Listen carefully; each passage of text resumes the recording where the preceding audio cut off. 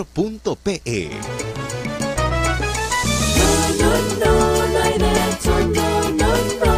El Instituto de Defensa Legal presenta No hay derecho. Un espacio de noticias, diálogo, debate y participación.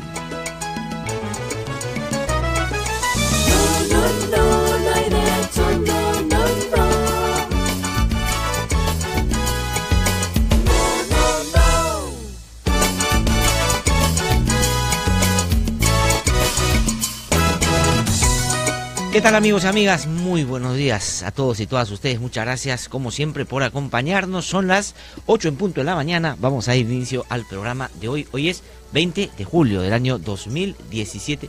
21 de julio del año 2017. Muchas gracias a Carlito Yancul, mi productor, a Víctor también, que todas las mañanas aquí hace posible no solo la transmisión en vivo e en directo, sino que ustedes puedan tener una muy buena señal, no solo a través del 105.5 de la FM, sino también a través del Facebook en vivo y en directo. Muchas gracias también a quienes a esta hora de la mañana están sintonizando ya una de las emisoras que integra la red nacional de IDL Radio, que se suma a la transmisión en vivo y en directo del programa. Estamos muy contentos, además que muchas personas están siguiendo la transmisión a través de internet. Es muy sencillo, puede usted ir a la página de IDL Radio y ahí encontrarnos, escucharnos y también vernos. Pero si es un asiduo partícipe o se informa o participa mucho de los debates y los intercambios que hay en las redes sociales, pues lo invitamos de que a esta hora de la mañana pueda conectarse también al Facebook de IDL Radio, donde venimos transmitiendo hace ya una semana. Y estamos realmente complacidos de que cada día hay más personas que ingresan, que escuchan, que comentan, que comparten, que etiquetan a sus amigos, y la verdad, nosotros solo tenemos un sentimiento frente a ello, el de agradecimiento por estar ahí, por permitirnos también llegar a otras personas. Le pedimos, por favor, que sigan apoyándonos en eso. Es una de las mejores maneras para poder hacer de este espacio, que usted hace tiempo ya consideró algo útil, que puede en alguna medida para usted significar una alternativa, para que también otros puedan tenerla a la mano y decidan si quieren o no seguirnos. Muchísimas gracias por ello. Gracias también a otros medios de comunicación que gentilmente reproducen las notas que difundimos aquí en el programa. Así que a partir de este momento usted puede ya empezarnos a comentar, empezarnos a escribir. Bueno, quería yo, haciendo ya los comentarios del día, plantear unos temas que a mí me parece que dan cuenta de eso que yo he venido hace bastante tiempo llamando una ficción.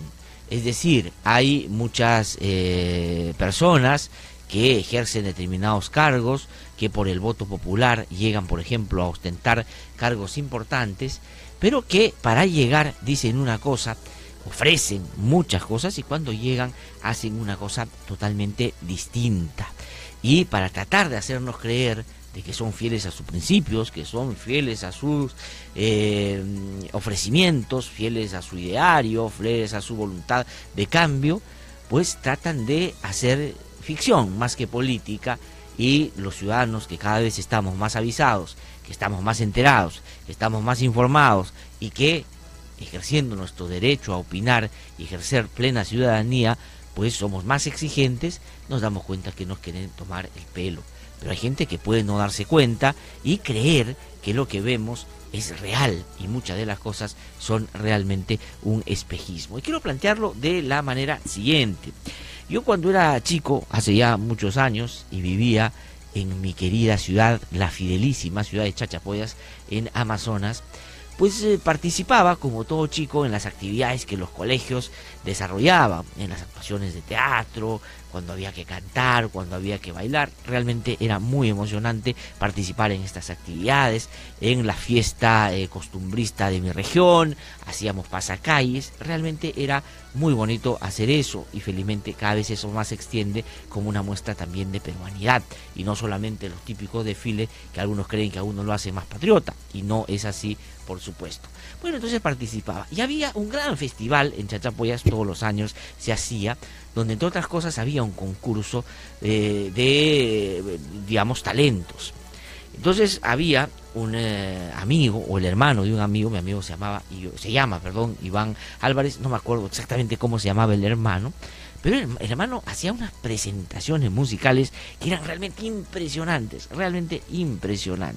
Pero uno de esos años, yo chico todavía, nos dimos cuenta que en realidad él no cantaba, sino lo que hacía era fonomímica, es decir, movía los labios, le ponían al cantante detrás, pero él lo hacía de una manera tan brillante y tan espectacular que la verdad uno podría terminar obnubilado, uno terminaba pues encantado y creía que la voz que tenía era magistral.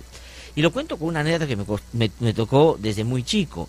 Entonces un día estábamos en el Coliseo de Chachapoyas, y en ese momento lo habían cerrado, era bonito, era, digamos, una cosa muy llamativa en una ciudad que, digamos, tenía muchas, o daba cuenta de muchas precariedades. En fin, cantó este chico. Y cuando salió ya nosotros habíamos advertido que en realidad no cantaba, sino que simulaba la canción. Pero yo estaba esperando, porque me tocaba entrar a participar de una obra teatral más adelante, y él pasaba por mi lado y unas señoras lo aplaudían pues a rabiar, vivaban, ¿no? La decía. Y una de las señoras le dijo, qué linda su voz. Me acuerdo todavía clarísimo que cantaba una canción de José Luis Perales, ¿no? Y cómo es él. Me acuerdo clarito, yo era niño, ¿no?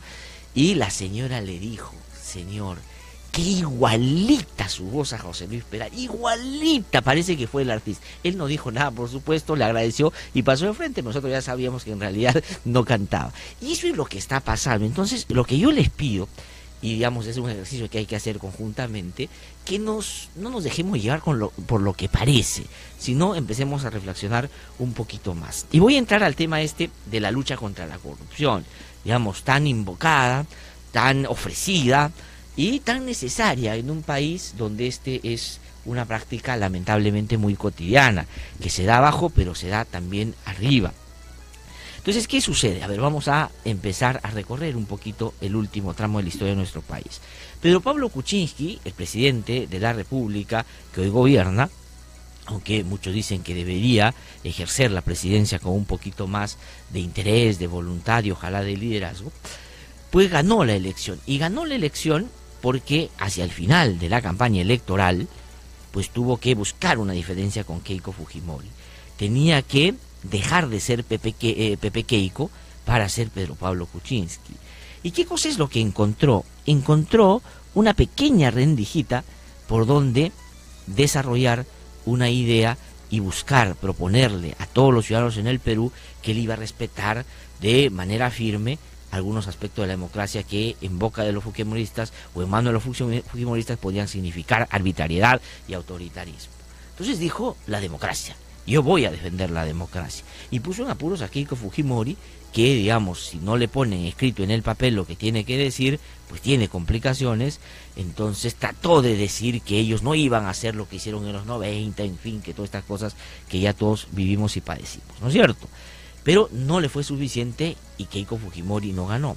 Pero tampoco, digamos, también otro de los elementos que fue determinante para que la balanza un poquito se inclinara para Pedro Pablo Kuczynski fue el evitar el narcoestado. ¿Por qué? Porque según Kuczynski, ¿no es cierto?, lo que había pasado, o sea, la pelona que había cambiado, no la que no cambió, porque esa fue Keiko, lo que dijo es, ellos son el narcoestado. Ellos si entran, van a hacer que el narcotráfico pues se apodere de este estado, con instituciones muy débiles. Y el tercer elemento es la corrupción, que no se puede permitir que se manejen mal los fondos del Estado y en fin. Entonces mucha gente a regañadientes porque no creía en PPK, porque PPK es un mal candidato, porque PPK, digamos, inspiraba el entusiasmo que te inspira cuando miras una pared cualquiera, ese entusiasmo inspiraba, pero al final dijo, mira, mejor eso, que menos riesgoso, a que los fujimoristas ganen el Congreso y que a la vez ganen el Ejecutivo. Y así ganó. Entonces tenía que, en ese momento, pues habilitar o mostrar una idea de qué cosa iba a hacer contra la corrupción. Y se rodeó de algunas personas que en sí mismas representan la lucha contra la corrupción. Convocó al fiscal, al gran fiscal Avelino Guillén, una persona valiente, corajuda, que sentó y puso en su sitio a Alberto Fujimori cuando este quiso hacerse el que manejaba todavía las cosas como cuando estaba gobernando en los 90, y probó los vínculos de este personaje con los delitos que el Ministerio Público decía habían cometido. Lo convocó Pedro Pablo Kuczynski, convocó a Inés Tello, una gran jueza, una jueza que se paró firme frente a todos estos mafiosos. Muchos de ellos terminaron presos y por eso es que no querían que los casos llegaran donde estaba ella, porque decían que iban a ir a la cárcel de todas maneras, porque merecían la cárcel. Entonces los convocó. Entonces uno dijo, qué bien, PPK va a hacer la lucha contra la corrupción con gente decente, de ese peso, con esa firmeza y con ese conocimiento del sistema de justicia además. Entonces Pedro Pablo Kuczynski ganó la elección. Y la pregunta es, ¿dónde está Guillén? La pregunta es, ¿dónde está Inés Tello? ¿Están en el gobierno? ¿Hicieron la Procuraduría General de la República para que Avelino Guillén o Inés Tello pudieran participar de eso? ¿Los convocaron como ministros? ¿Están impulsando? No, porque el gobierno necesitaba algunas figuras que dieran la sensación de que van a hacer algo contra la corrupción, y finalmente terminó haciendo una cosa distinta. Al punto que el gobierno tuvo muy tempranamente algunos casos de corrupción que empezaron a hacerse notar, como el caso Moreno. ¿Y qué hizo el señor Kuczynski? ¿Acaso dijo, no, vamos a armar en serio la lucha anticorrupción? No, vamos a crear una comisión de integridad para que nos den 45 días los lineamientos de lo que hay que hacer. Es decir, Kuczynski ni siquiera había hecho nada en su plan, concreto, que iba a trasladar a política pública cuando llegara al gobierno. Y finalmente dio por encargo, como los empresarios, ¿no? La actividad principal es hacer leche, la actividad principal es hacer, galletas, es hacer tuercas. Pero como hay algunas cosas que son accesorias, esas las tercerizó, su comisión de integridad.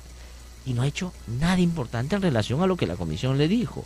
Y también utilizó, entre otras personas, al ex defensor del pueblo, Eduardo Vega, y no es una crítica a él, porque él lo hizo de buena voluntad, y puso su nombre, y puso su experiencia para esto, y le dijeron, esto es lo que hay que hacer, y no ha hecho PPK lo que tenía que hacer. Entonces el gobierno no tuvo, ya en el inicio del ejercicio del cargo que le dio una legítima elección, pues algo importante en materia de anticorrupción. Buscó tercerizar y no hizo nada, absolutamente nada. Entonces tampoco es que el gobierno estaba haciendo mucho y que ahora está en algún apremio. Pero a ver, sobre el escándalo o lo que ha generado la salida de la procuradora Ampuero y la señora Julia Príncipe. La señora Julia Príncipe fue víctima en la época de Ollantumala y de Nadine Heredia de la arbitrariedad, sí, ¿no? Sí, porque, digamos, la sacaron por opinar en algunos temas que el gobierno no quería, entre ellos la propia situación de Nadine Heredia. Y fue arbitrario, y muchos, por supuesto yo también, salimos a defenderla, y nos pareció que eso era un abuso. Bueno, esto pasó, pero como el gobierno de Pedro Pablo Kuczynski estaba en la necesidad, otra vez, como mi amigo que no cantaba, sino que simulaba que cantaba, pues dijo, ¿cómo hacemos para dar muestra después de lo de Moreno que otra vez vamos a impulsar la corrupción? Entonces la señora Julia Príncipe era la figura que ellos necesitaban para dar cuenta de esa voluntad. ¿La señora Julia Príncipe en sí mismo era la lucha anticorrupción? No, porque había que sostener eso institucionalmente y de eso no se había avanzado nada. Entonces la recogieron, la recibieron, la convencieron y le hicieron entrar por Palacio de Gobierno, por la puerta principal, y sacaron un spot que difundieron por los medios a los 100 días de que esa era la lucha contra la corrupción. Entonces elevaron a la señora Príncipe, creo yo, y exagerando un poco la nota, porque haber sido víctima de lo que sí fue víctima no era suficiente para decir que era la lucha anticorrupción, pero en fin, había la posibilidad de que dándole las oportunidades necesarias iba a desarrollar un trabajo de esta naturaleza, y le hicieron entrar por la puerta grande y mostrar. Entonces, ahora, ¿qué cosa es lo que ha pasado en nuestro país? Que construye imágenes, construye ídolos, da cuenta de cosas que no necesariamente son las que en la práctica nosotros creemos o imaginamos a propósito de esa tremenda publicidad. Entonces, ¿qué pasó? Ahora, ¿qué cosa ha pasado? La hicieron después presidenta del Consejo Jurídico de Defensa del Estado, no había ese cargo, digamos, formalmente, la pusieron como asesora para que ella fuera por delegación al representante de la ministra y pusiera a hacer una reforma en el sistema de los procuradores. ¿La hizo? No, yo creo que no, yo creo que en buena medida los procuradores siguen haciendo más o menos lo mismo. Y le tocó el encargo de nombrar, son las 8:13 ya de la mañana, y están, Carlitos, escribiendo un montón las personas que recién me han puesto el Facebook aquí a la mano. quiero Ana María Guisileri, Rodolfo Huguet, Adri Samayoa, muchísimas gracias, Carmen Gamarra, a Walter CR, buen día, buen programa, dice José Antonio Vázquez, Hernán Pérez, muchísimas gracias por estar ahí. Bueno, a ver, entonces voy a seguir contando. La señora Julia Príncipe le dieron ese encargo, yo creo que no ha avanzado nada en mejorar el sistema de defensa jurídica del Estado. Le tocó elegir al procurador anticorrupción y eligió en un concurso al procurador Amado Enco. Ojo, yo conozco a los personajes, conozco a Julia Príncipe, conozco a Amado Enco. Entonces lo eligió. Y bueno, era una buena elección, porque Amado Enco tenía experiencia, venía la Procuradora de Fujimori Montesinos, había pasado por otras instituciones y, en fin, tenía capacidad para poder ocupar este cargo. Y de pronto explotó Lavallato, ¿no es cierto? Salió todo el Lavallato. Y quien correspondía a investigar el Lavallato era el procurador Amado Enco. Él le correspondía investigar ese caso porque era el procurador anticorrupción que habían nombrado, a diferencia de los otros, por concurso público. Y tenía la legitimidad, tenía el peso y tenía, por supuesto, todo a favor para actuar de manera independiente, porque no lo podían despedir en una como han hecho con Ampuero y como han hecho con Julia Príncipe ahora. Él era el encargado. Pero ¿qué pasó? No se lo dieron. Y no se lo dio la señora Julia Príncipe. No quiso que Amado Enco sea el procurador ad hoc. Entonces hubo un problema ahí porque ella quería tener el control del manejo del caso Lavallato. Y digamos eso, no creo que lo puedan negar, que muy cerca de eso vieron y observaron esa actitud y esa confrontación en ese primer momento. Pero bueno, crearon la Procuraduría ad hoc bajo la idea de que no necesitan ser especializados, tener una propia dinámica y en fin. Pasó lo que pasó, eligieron a la señora Caterina Ampuero, a quien también conozco, y que había sido antes una abogada que trabajó con Julia Príncipe en la Procuraduría de Lavado de Activos. Entonces, en ese momento, yo expresé mi punto de vista, conociendo a los actores, que me parecía que lo correcto era que la Procuraduría Anticorrupción manejara este caso, y que Caterina Ampuero, que es una abogada diligente, inteligente, pero que era un encargo muy grande en ese momento porque se requería alguien que tenga mucho más recorrido, mucho más experiencia, pero sobre todo peso en términos de enfrentarse con todo lo que en el camino iba a venir, por supuesto, pero le eligieron. Yo creo que con la misma idea, que Julia Príncipe también tuviera la posibilidad de meterse al caso, cosa que no tenía por qué hacer alegando a la misma autonomía que ella reclama, por supuesto, cada vez que está en situaciones de apremio. Entonces, eso pasó. Pero creo que Caterina Ampuero lo que hizo entendió que el rol era importante, creyó que esa era una excelente oportunidad para hacer un buen trabajo y empezó a trabajar de esa manera, pero creo que se combinaron esa voluntad de hacer las cosas, ese trabajo que tenía ya consigo, algo de experiencia y sobre todo se dio cuenta que esto le daba mucha tribuna y que podría tener altos niveles de figuración, pero eso no bien administrado llevó en algunos contextos, creo yo, a tener una actitud errática y a cometer algunas fallas que después se han aprovechado para cuestionar su propio trabajo. Y eso pasó. Pero cuando estaba haciendo bien las cosas, aquí en el programa vino, cuando lo entrevisté un día, recordarán nuestros oyentes que muy amablemente nos están siguiendo a través del Facebook y escuchando a través del 105.5, ¿qué pasó? Dijo que ya estaba preparando todo para denunciar a Alan García. ¿Te acuerdas, Carlitos? Víctor, ¿se acuerdan? Dijo, sí, ya estamos por denunciar, pedirle al fiscal que denuncie a Alan García, que le abra una investigación. Y adivinen qué pasó al día siguiente. La señora Julia Príncipe, también en la televisión, así que no se queje tanto de lo que le han hecho a la televisión, porque ella en Televisión Nacional, sentadita, tenía a Caterina Ampuero y a la Procuradora Adjunta, y les dijo, sobre Alan García, la verdad, no hay nada. ¿Se acuerdan? O sea, la desautorizó de una manera tremenda. Cosa que además, creo yo, incurría en dos cosas que ella reclama. La autonomía de la procuradora, ella no tiene por qué meterse al caso.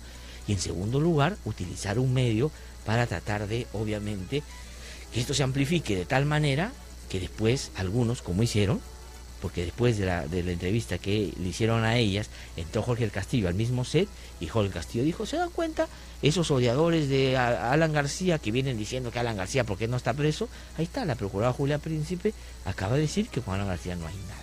es decir, le metió un lava clean, le metió una hace blancura perfecta, ¿no es cierto? Claro, lo limpió. Y los apristas, si algo son, digamos, políticos, y aprovechan cualquier cosa que pueda ser útil para sus fines. Eso pasó, y les cuento eso no para aguar la fiesta, porque yo creo que ha habido también algo de arbitrariedad ahora en lo que ha pasado. Pero también hay que recordar esta cosa, porque digo, pensando en mi amigo ese que no cantaba, sino que simulaba, a veces simulamos y creemos que todo esto es contra quienes luchan contra la corrupción, y no necesariamente. Entonces, ¿qué pasó? Y la procuradora Ampuero, de ahí por lo menos acá ya no quiso venir, porque en fin, de pronto hablar más cosas sobre otro personaje que no sean Nadine Heredia y digamos los otros pequeños peces, pues podía meterla en problemas muy severamente. Pero además, en ese momento se le criticó a Julia Príncipe sus cercanías con el señor Moisés Tambini. O sea, Moisés Tambini es el abogado de Fujimori, es el don en la Universidad de San Martín. El señor Moisés Tambini es el notario de Alan García. Tiene una hija que es la notaria que ha hecho la transferencia de la casa de Alan García a su hijo menor, cosa que Ollanta lo tiene preso. Bueno, en fin, en algún momento seguramente se valorará eso también si se ejecute una prisión preventiva. Pero en fin, todo eso puso a laborar en la Procuraduría de Lavado de Activos a la nieta de el señor Moisés Tambini. Es decir, tenía una relación muy fuerte con ese sector. Y nosotros, entre ellos yo, por supuesto, dije, bueno, hay que tratar de evitar eso, y que ella debió renunciar, la debieron sacar en ese momento. Eso es lo que yo dije y sigo creyendo eso. Y después pasó, son las 8:19 de la mañana, la historia es un poquito larga, pero voy a llegar ya al final, estoy en la última parte. Dame un par de minutos, ¿puede ser? Están escribiendo nuestros oyentes acá a través del Facebook, estoy muy contento de que eso sea así. Entonces, luego vino todo el caso de Chinchero, con el procurador Mahuenco, que denunció al ministro en ese momento, además del ministro vicepresidente, el señor Vizcarra, a la viceministra, la señora Molinelli, denunció a todo el mundo porque dijo que ahí había un entramado a favor de Junto Uruguas. Y el premier reaccionó, se molestó y se fueron contra Mahuenco, pero Mahuenco, como tenía la elección hecha por concurso, a él le iba y le venía, no lo podían sacar, porque esa era la manera de cómo afrontar estos temas. Es decir, si Mahuenco hubiera tenido el caso Lavallato, no lo podían sacar, porque él tiene una elección distinta. Pero sin embargo ahora ha pasado todo lo que ha pasado. Entonces, ¿qué sucedió? Vino también la denuncia contra PPK que hizo Catherine Ampuero, molestó más al presidente.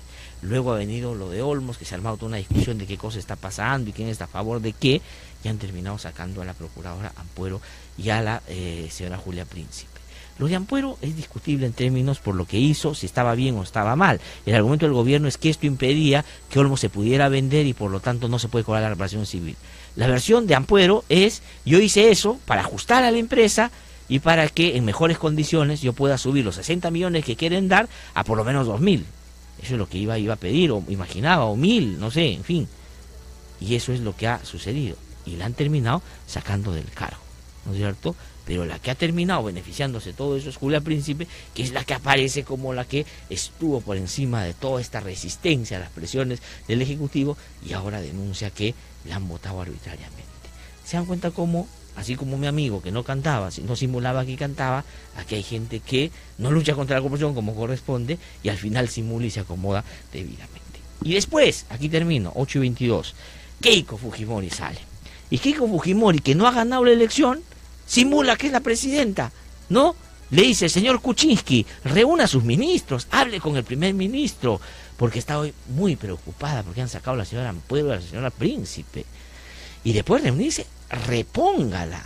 Y además, acuérdese que lo que hablamos era que íbamos a luchar firme con contra la corrupción, ¿no es cierto? Entonces, esta es una simulación. Quiere la señora, y cree la Procuraduría Anticorrupción Nacional y todo, ¿quiere la lucha contra la corrupción nacional Keiko Fujimori? Es decir, si el caso fuera de Joaquín Ramírez, le pediría al presidente que la Procuraduría impulse más esa investigación cuando él ni ella siquiera van a las diligencias que el fiscal exige que vayan. No, no es cierto. Pero ahí se simula que están a favor de la lucha anticorrupción. Y quienes salen a defender a las procuradoras. Defensa que puede terminar perjudicándolo. El señor Becerril. ¿Ah? El señor Becerril sale y defiende a la procuradora. Y después el señor Alan García. El señor Alan García. ¿No es cierto que él dice que no es AG? ¿no es cierto? Él es el señor Alan García, y el señor Alan García sale y le parece horroroso que saquen a la procuradora, que no se luche contra la corrupción, que esto está mal. Yo la verdad creo, en el caso del APRE, el señor Alan García, deberían trasladar el local del partido, que está en Alfonso Ugarte, entiendo todavía, a la Concha Acústica del Campo de Marte. No te pase, pues Alan García, si Alan García y Becerril y Keiko te defienden, la verdad yo creo que uno tiene que estar más que halagado, tremendamente preocupado. Esta es la pequeña historia que quería contarle de cuando uno no canta, sino hace que canta. 8:24, una pausa y regresamos. Estamos en No Hay Derecho, soy Glatzer Tuesta y voy a tener el gusto de estar con ustedes esta mañana. Pero antes de irnos a nuestro recorrido por las regiones, ponme por favor la musiquita que te había pedido, porque creo que hay que conmemorar a una persona que ha sido un hito en la música, sobre todo amazónica.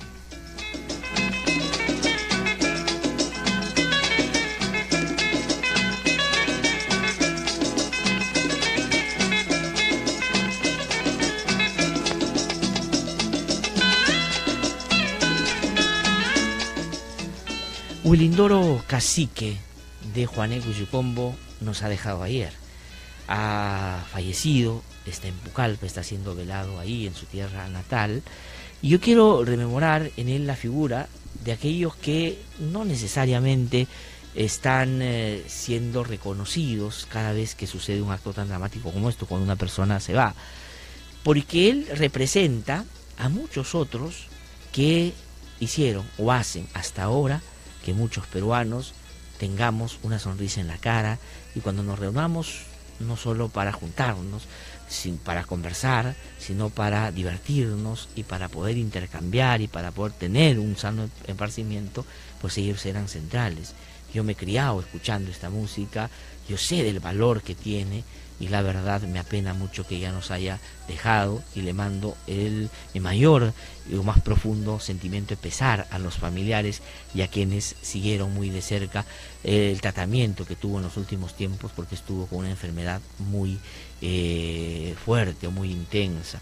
Pero se va y nos ha dejado un tremendo recuerdo que yo quiero, a manera de homenaje, simplemente y brevemente compartir con ustedes un pedacito de esta canción, para que cuando yo era niño me despertaba en las mañanas, y cuando fui más grande me ha hecho sonreír y bailar, la verdad, de una manera que hasta ahora sigo recordando.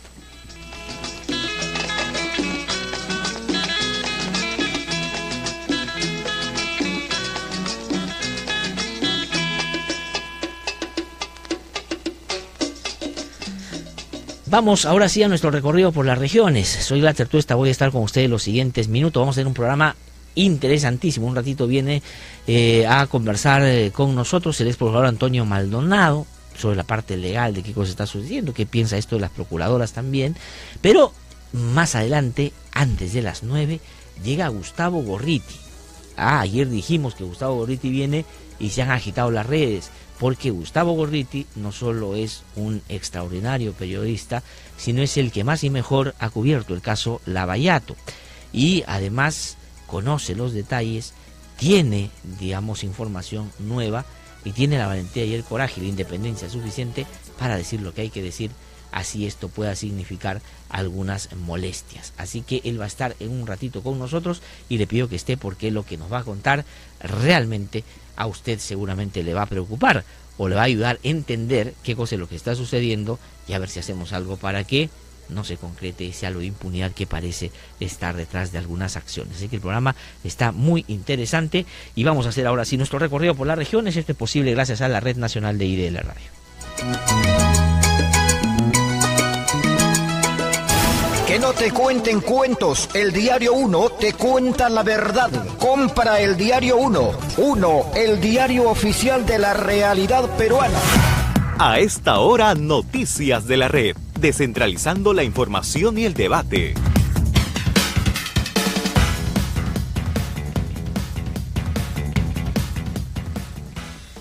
Son las 8:29 de la mañana, estamos de vuelta aquí en No Hay Derecho, y vamos a hacer nuestro recorrido por las regiones. Esto es posible gracias a la Red Nacional de IDL Radio.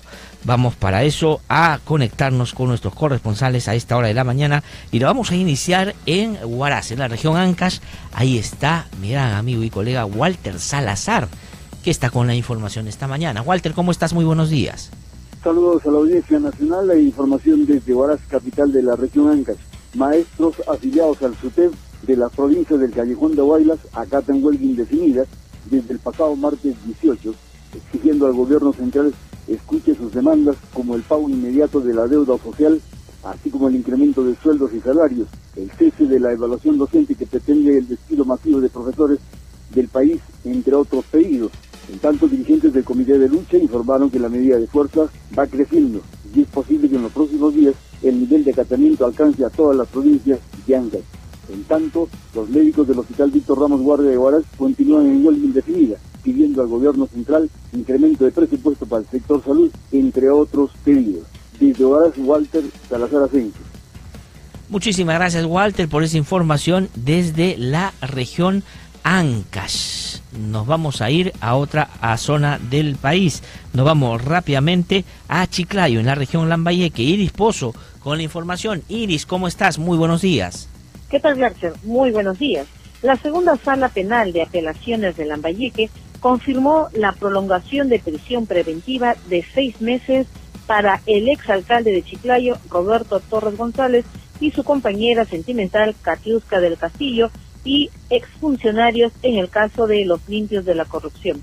La medida comprende a Juan Martín Villanueva Vélez Moro, César Regalada Rodríguez, por los delitos de asociación ilícita para delinquir y lavado de activos, y también contra Norma Muro del Castillo, madre de Katiuska, y Joel Ugaz Cuba. Esta medida reafirma la decisión dictada en primera instancia por la titular del 4º Juzgado de Investigación Preparatoria que preside la jueza Cecilia Grande. Desde Chiclayo, para la Red Nacional de y de la Radio, Iris Pozo Fernández. Muchísimas gracias, Iris, por esa información desde la región Lambayeque. Vamos ahora a Chimbote, ellos también están en la región Ancash, y ahí está Carlos Bustamante, colega y amigo en comunicación. Carlos, ¿cómo estás? Muy buenos días. Muy buenos días, Clatzer, y aquí en Chimbote hay preocupaciones en torno al proyecto especial Chimbote, porque el gobernador encargado de la región Ancash, el ingeniero Gamarra Alor, había designado a un funcionario que anteriormente se había desempeñado también en el mismo cargo de gerente de Chinecas. Sin embargo, en estas últimas horas, se podría decir, lo ha desembarcado, al parecer no haber estado de acuerdo al trabajo, a pesar que solo se venía desempeñando 2 meses en el cargo. Se señala que habrían pues oscuros intereses dentro del gobierno regional de Ancash tras la salida del ingeniero Gastón Barúa del proyecto especial Chinecas. Esa es la información que podemos alcanzarle a esta hora de la mañana desde Chimbote. Carlos Bustamante Arias. Adelante ustedes. Muchísimas gracias a nuestro corresponsal en Chimbote, Carlos Bustamante, por la información. Son las 8:31 de la mañana. Estamos aquí en No Hay Derecho. Voy a ir a una pausa breve. Regreso en un instante. En un ratito viene Antonio Maldonado a conversar con nosotros. Pero antes quiero leer algunos comentarios que nos envían ustedes muy gentilmente a través del Facebook, donde estamos hace unos pocos días contentos. Ayúdenos a crecer por ahí. Comparta, etiquete y ayude que nosotros podamos dar nuestra opinión. No, si no le importa, pues no puede dejar de escuchar, pero si en algo le sirve, pues creo que podemos avanzar hacia tener un criterio un poco más profundo sobre lo que está sucediendo. Vamos a una pausa, regresamos en un instante. Hasta aquí Noticias de la Red, descentralizando la información y el debate. Que no te cuenten cuentos, el Diario 1 te cuenta la verdad. Compra el Diario 1. 1, el diario oficial de la realidad peruana.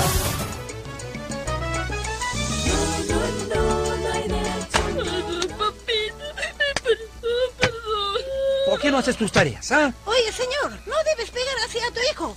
Mira cómo está golpeado y asustado. Usted no se meta, vecina, ¿ya? Ay, qué malo. Este no es su problema. Mejor retírese. Toma esto, toma. ¿Qué se habrá creído esa señora? Yo educo a mi hijo como yo quiera.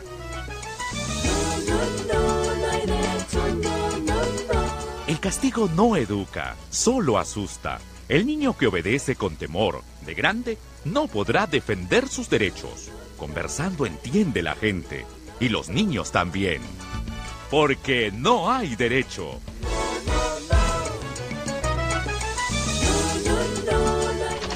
siento, su expediente todavía no pasa al juzgado. Pero si ya han pasado más de 6 meses, señor. Usted sabe, el trámite demora un poco y ahora, si usted desea agilizarlo y puedo ayudarla... ¿Qué me quiere decir? No se asuste, baratito, nomás le va a costar.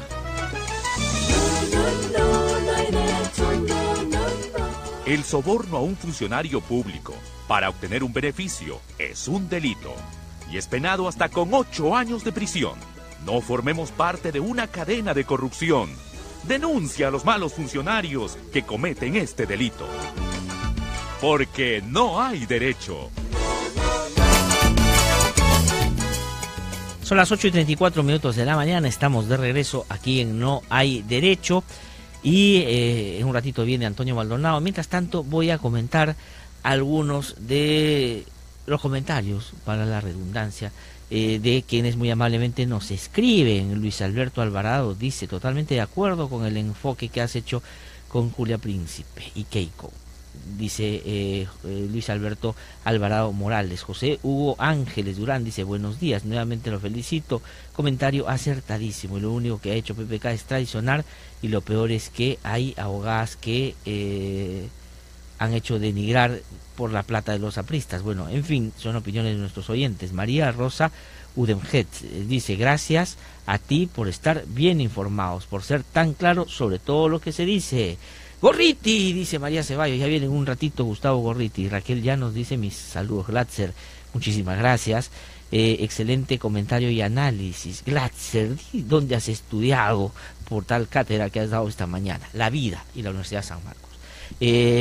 Raquel Llanos, Gustavo Gorriti, viene en un ratito, sí. Ambas abogadas debieron salir hace rato, dice Rina Herrera. Sira Lavado, felicitaciones por el programa, saludos. Sonalito, esta mi hermana, más que claro. Si alguien no lo entiende es porque no quiere entender. Francisco Mendoza, excelente inicio. Rodolfo Glatzer, hoy ha venido, ¿qué dice? Hoy has venido a no dejar títeres sin cabeza. Bueno, no sé, yo no tengo nada en contra de las personas. Con toda sinceridad yo les digo, conozco a Julia Príncipe, conozco a Caterina Puero, conozco a Amado Enco, conozco a Marisol Perestello, digamos, algo conocí a Pedro Pablo Kuczynski en el último tramo de la campaña también, cuando lo que tuvimos que preguntarle era si quería ser o no presidente, como ahora más o menos hay que preguntarle si quiere o no ser presidente. Entonces yo no lo hago en términos personales, la verdad, lo hago porque yo creo que nos ha costado tanto hace muchos años recuperar la democracia para que hoy estemos en los mismos dilemas, con las mismas preocupaciones, y que estemos con los mismos personajes actuando y haciéndonos creer que hacen algo cuando en realidad no hacen nada importante. De verdad que eso a mí me mortifica. Chejo Alzamora dice: los resultados mandan. ¿Cuáles son? La doctora Puero paralizó y no coordinó. Se requería otro nivel y más apoyo del gobierno. La cercanía de Príncipe AG es un peso grande, dice Chejo Alzamora. Denise Virgües dice: la lucha anticorrupción de Julia Príncipe fue limpiar a AG. Bueno, Ronald Gamarra dice: un excelente programa, muchas gracias al ex procurador. Aprovecho ahora que me escribe que se venga un día, porque Ronald Gamarra también es realmente una... Ahí está, idea, procurador anticorrupción Ronald Gamarra. A ver, voluntad del gobierno, que la señora Keiko Fujimori, cual exige que pongan a Caterina Ampuero de nuevo y a Julia Príncipe. Le sugiero a Pedro Pablo Kuczynski unos nombres: Abelino Guillén, Inés Tello, Antonio Maldonado, Ronald Gamarra. Ya después voy a dar más ideas. A ver, ahí vamos a ver si quieren o no. Bueno, hay varios otros comentarios que ya no voy a leer por cuestiones de tiempo. Hola Glatzer, Adrisa Mayoa, amigo, éxitos, muy buen programa. Muchísimas gracias, por supuesto. Muy amables, muy gentiles. Gracias por estar ahí. De verdad que nosotros estamos muy contentos. Quiero comentar otra cosita también, si me permiten. Dame una pausita para acomodarme. Me he quedado con los audífonos, esto no debería haberlo hecho porque ya terminaron nuestros colegas corresponsales. Vamos a una pausita breve, dame un minutito mientras ubico lo que quiero comentarles a nuestros oyentes esta mañana. A ver, ¿qué pasa el siguiente? Buenos días, señorita. ¿Usted es el que viene para el puesto de administrador? Sí, soy licenciado en administración. No se moleste, joven, pero usted está en silla de ruedas.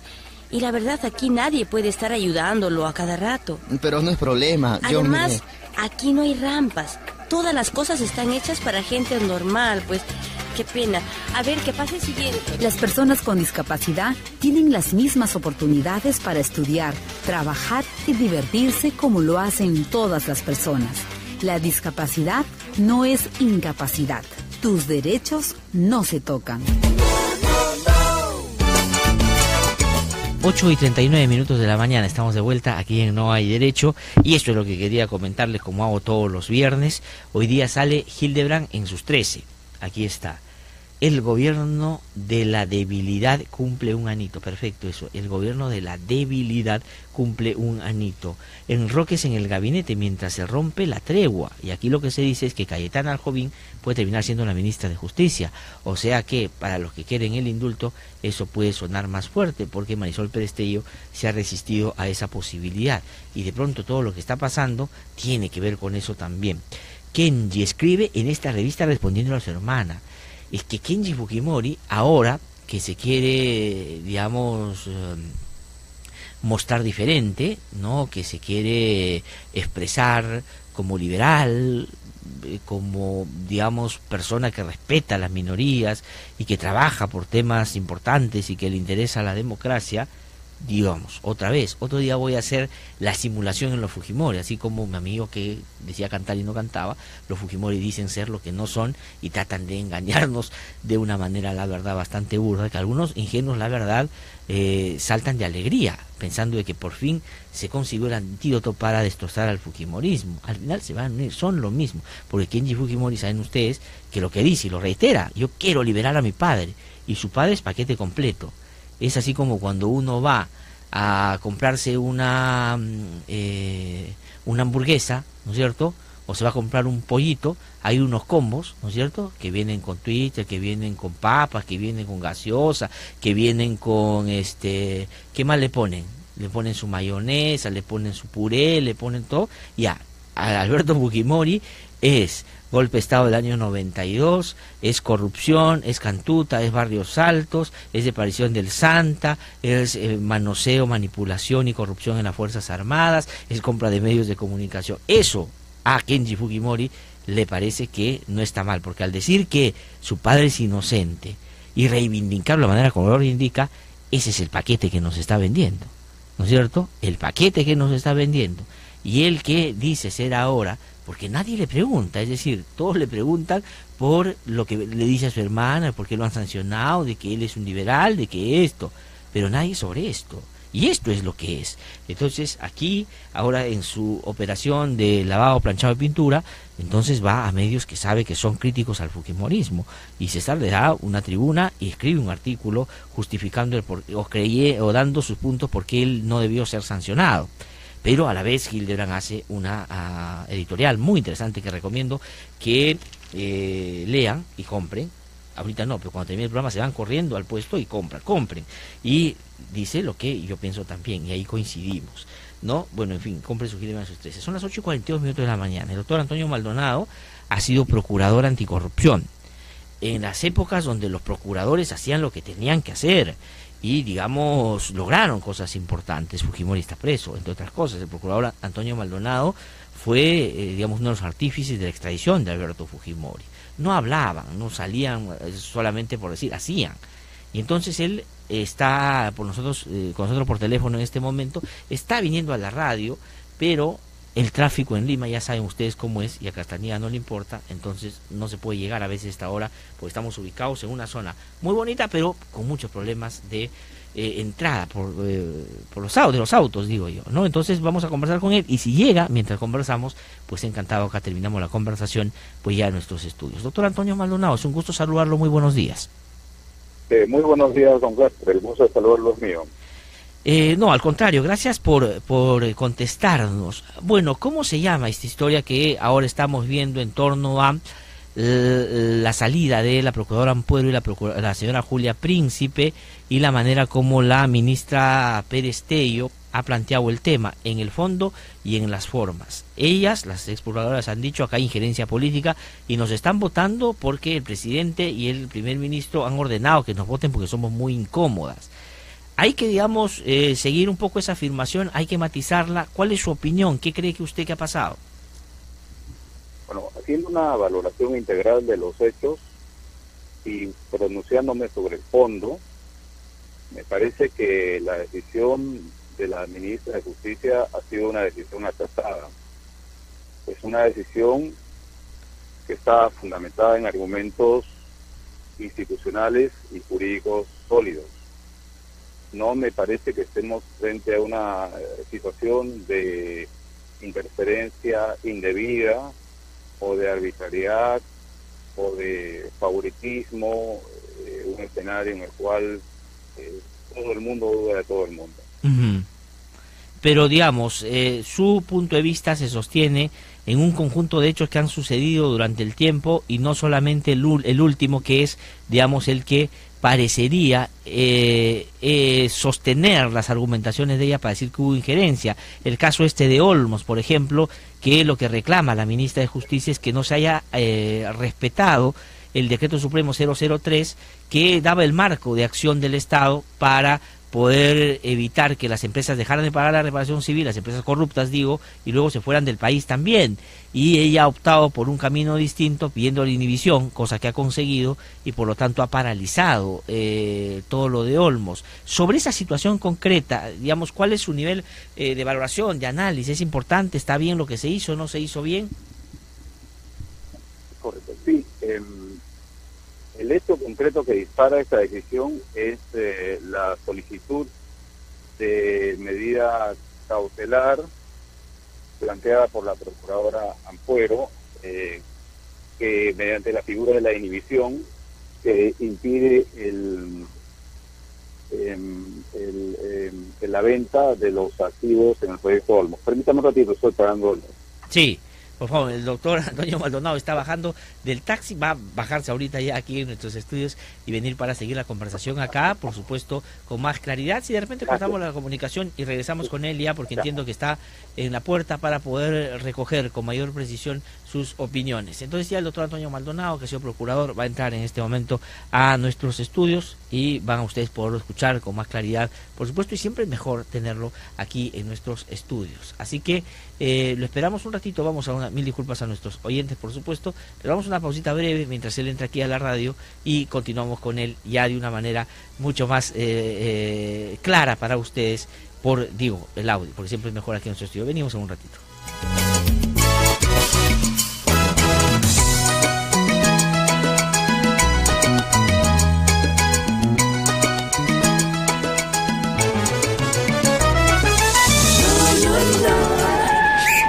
A ver usted, deténgase. Se pasó la luz roja y chocó un taxi. ¿Sus documentos? ¿Qué cosa? ¿Tú sabes con quién estás hablando, Soy coronel del ejército, así que evítate problemas. Anda tranquilo nomás. Siga nomás, no hay ningún problema. ¿Qué cosa? Las faltas y violaciones a las normas deben ser sancionadas con el mismo rigor. Civiles y militares tenemos los mismos derechos y también los mismos deberes. Porque no hay derecho.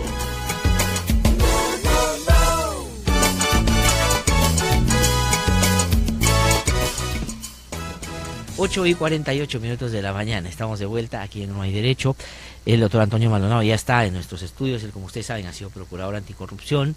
No dije en la presentación que es una de las personas que yo creo más y mejor trabaja todo el tema de la corrupción también en una perspectiva internacional, porque no crean que la lucha contra la corrupción se inventa en el Perú y nace con Fujimori o aquí tenemos, digamos, la particularidad de Lavallato. Ya hay estándares interamericanos, hay estándares universales en materia de lucha contra la corrupción que sirven. Los países centroamericanos, por ejemplo, tienen comisiones externas al país que trabajan los temas de lucha anticorrupción. Es decir, no es una novedad y él lo conoce bastante bien. Doctor Antonio Maldonado, ahora es un gusto saludarlo. Gracias por estar con nosotros aquí en nuestros estudios. Reiterado agradecimiento, don Glaser, y disculpe la demora. Nos estaba usted dando su opinión sobre lo que usted considera que sí ha sido acertada la salida de la señora Príncipe y la señora Ampuero, y yo lo situaba más bien en un poco el hecho concreto que ellas argumentan es lo que ha gatillado un poco esto que ellas entienden como interferencia política, el caso Olmos. Y usted estaba dando su opinión y ahí paramos la conversación. Muy amable, don Glaser. Sí, en efecto, lo que dispara esta crisis es la medida de inhibición solicitada por la procuradora ad hoc, la doctora Ampuero, y acogida por el juez Concepción Carguancho, que impide que Odebrecht venda sus activos en el proyecto Olmos. Esta medida de inhibición es una medida de carácter general, es una medida de coerción procesal, de carácter real, pero que para el caso concreto de la gran corrupción develada en el caso de Odebrecht S.A., el Poder Ejecutivo promulgó un decreto de urgencia que es el 003-2017, que establece un marco de actuación de el Estado en este tipo de casos. Y este es un marco lógico que evidentemente se veía desvirtuado y marcaba una colisión entre esta solicitud de inhibición con el planteamiento como política de Estado establecida mediante ese decreto de urgencia. O sea, la procuradora desatendió lo que el Estado, a través del Ejecutivo, pero validado por el Congreso, había decidido como el marco de la actuación, que expresa más una voluntad de hacer las cosas de esa manera por la procuradora. Sí, porque este marco lógico puede no ser perfecto, pero es un marco que era aceptado por todos como un esquema de tratamiento adecuado a esta situación particular de la corrupción de Odebrecht. Es decir, comparado este marco específico que regulaba la forma de respuesta del Estado ante esta situación versus las normas del Código Procesal Penal, que son generales, claro, evidentemente allí en el decreto de urgencia 003 había pautada una política de Estado que tenía que ser observada por la defensa del Estado.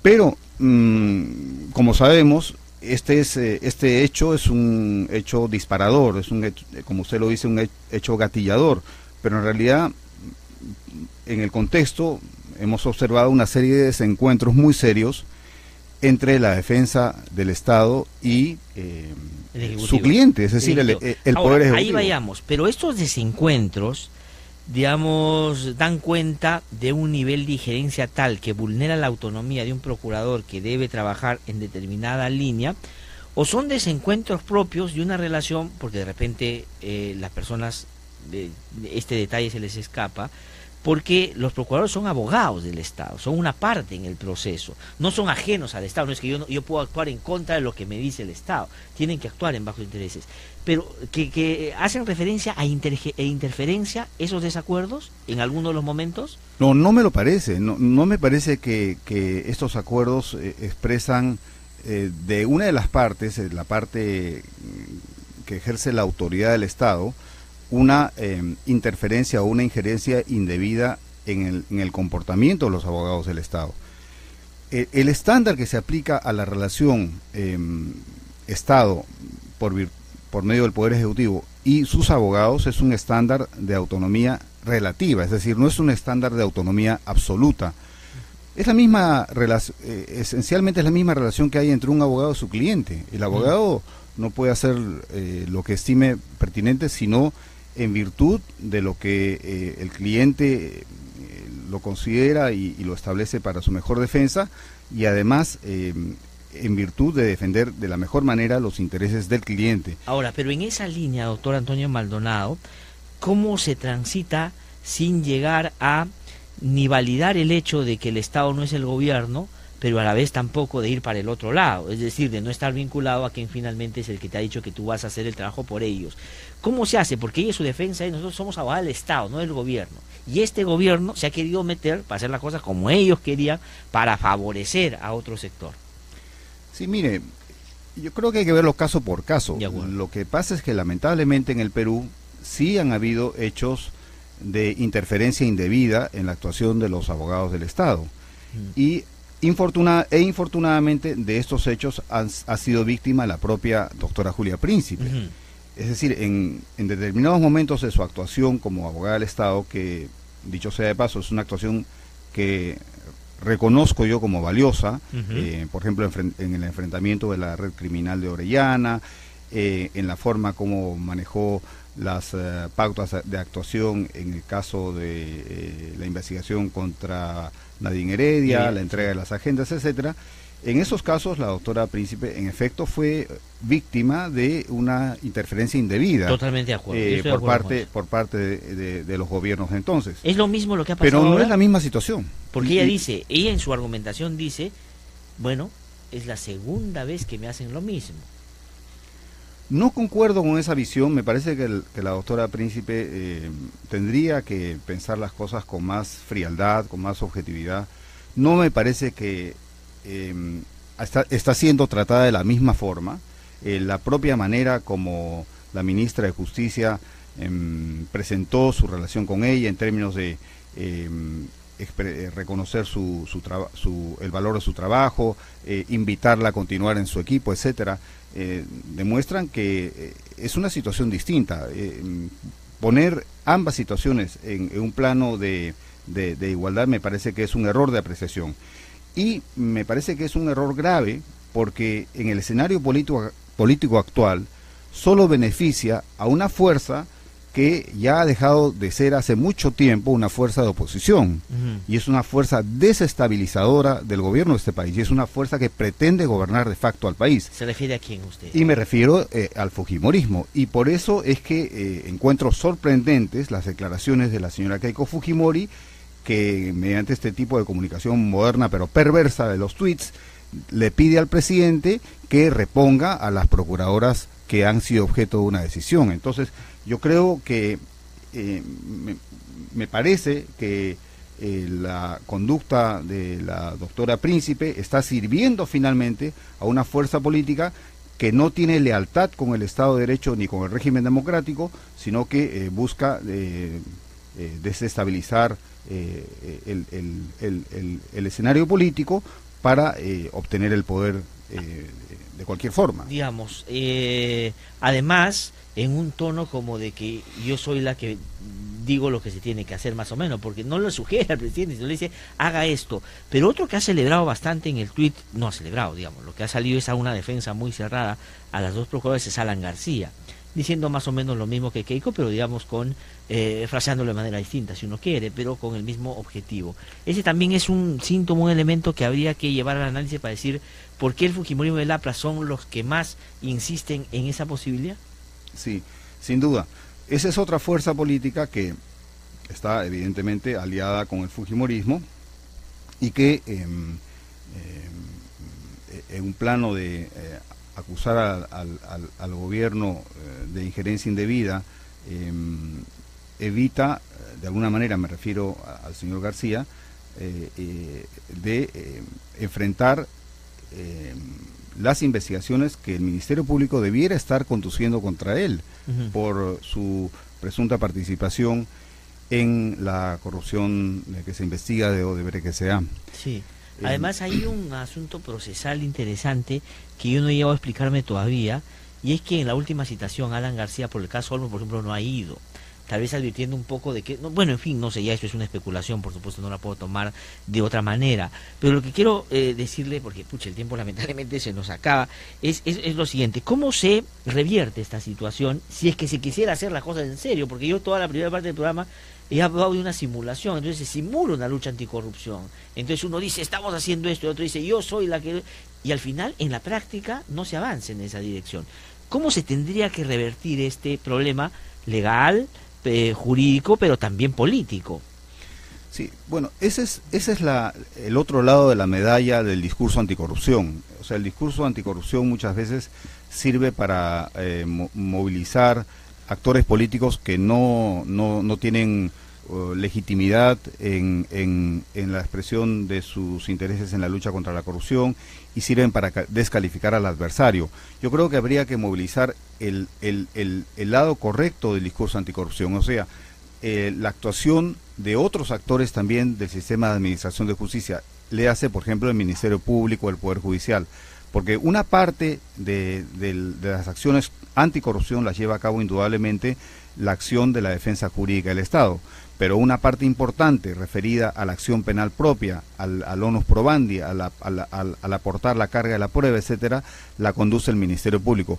Y allí el Ministerio Público tiene claros y sombras, porque no sabemos hasta ahora qué diligencia se está conduciendo respecto de las averiguaciones sobre la presunta entrega de dinero por parte de Odebrecht S.A. a otros actores políticos tales como la señora Keiko Fujimori y el señor Alan García Pérez. Sí, en un ratito va a venir Gustavo Gorriti, que ha sido el que con más claridad ha dado cuenta de eso que él llama ya no ineficiencia en el manejo del caso, sino encubrimiento, de alguna manera ya, porque la actitud no se entiende.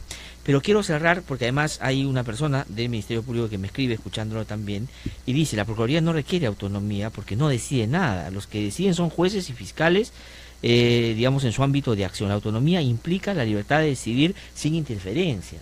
Es una parte, ¿no es cierto? La creación de la Procuraduría General de la República, que es lo que Keiko en el tuit dice también que sería fundamental para la lucha anticorrupción.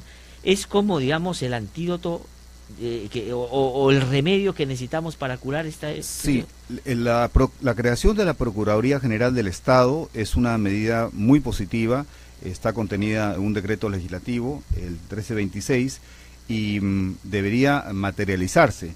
Pero nuevamente, esta creación tampoco escapa al escenario político. Lo que yo no quisiera ver es, en un tiempo corto, una reforma constitucional que crease la Procuraduría General del Estado y que el fujimorismo cooptase esta institución por vía del nombramiento de determinadas personas que están haciéndole el juego político al fujimorismo. Ah, esa puede ser la jugada de fondo. O sea, es decir, yo en un escenario como este exijo que se haga una Procuraduría General porque yo sé que con mis votos yo voy a poner a la persona que quiero ahí. Yo creo que ese es el objetivo y creo que la conferencia de prensa del día de ayer, la doctora Príncipe, ha marcado claramente esa ruta. Lo que me parece que es muy preocupante, y yo invito a la doctora Príncipe, que es un valor nacional y que ya tiene un lugar en la historia. Sí, claro. Nadie cuestiona eso, a que reflexione, porque realmente si vamos a ver de nuevo la repetición de lo que pasó con la ex procuradora Vilcatoma, finalmente elegida con el fujimorismo, me parece ya la máxima expresión del oportunismo político y realmente eso yo creo que desvirtúa totalmente la legítima acción anticorrupción. Ahora, en el caso de Cátedra, por ejemplo, o ese es el paso que está pensando dar, o se ha ido de boca, por decir en términos cotidianos, porque el otro día dijo, como le pasó a Vilcatoma, a mí también me está sacando Odebrecht. Pero doctor Maldonado, le pido que nos quedemos unos minutitos más. Vamos a ir un corte, regresamos, porque quiero que también conteste algunas preguntitas que nos están enviando nuestros oyentes que están muy interesados en lo que usted está diciendo. Así que vengo en un ratito y después de eso viene Gustavo Gorriti para conversar con nosotros aquí en No Hay Derecho. Ya volvemos.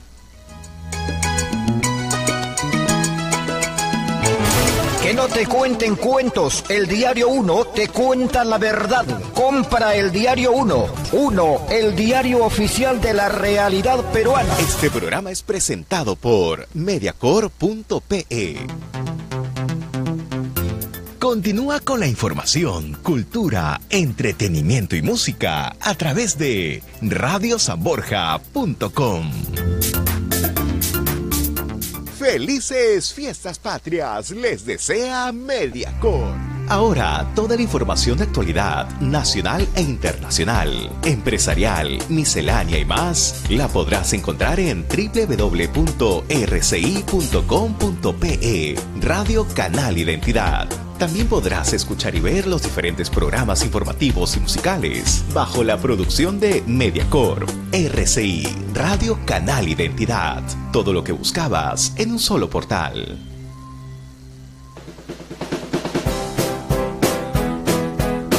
Curiosidades. ¿Sabías que los tiburones utilizan mapas mentales para desplazarse? Científicos de Estados Unidos determinaron esto después de analizar datos procedentes de tiburones tigre, a los que se les había colocado transmisores acústicos, y de esta forma descubrieron que esta especie de tiburón siempre toma caminos directos de un lado a otro. Los investigadores expresan que esta conducta muestra una gran capacidad para registrar mentalmente mapas de sitios clave. Curiosidades.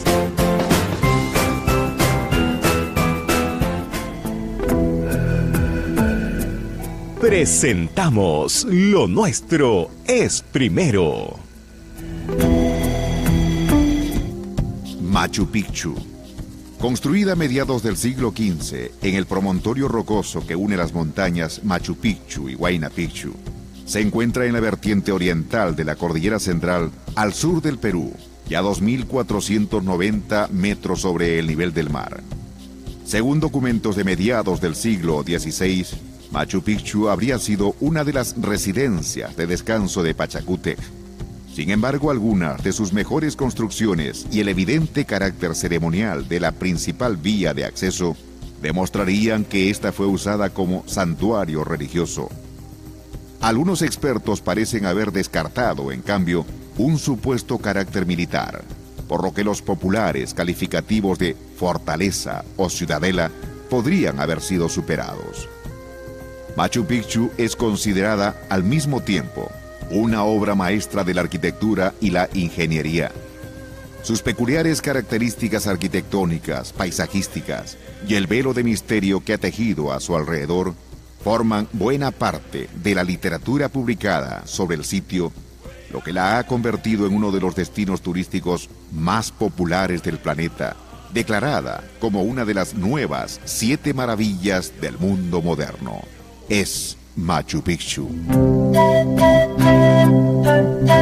Acabamos de escuchar Lo Nuestro es Primero.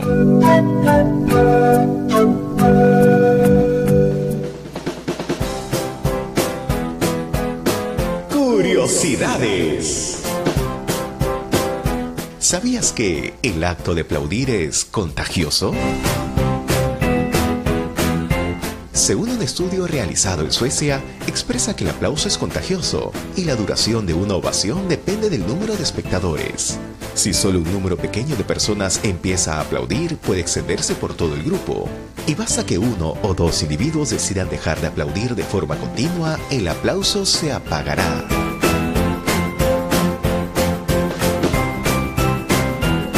Curiosidades.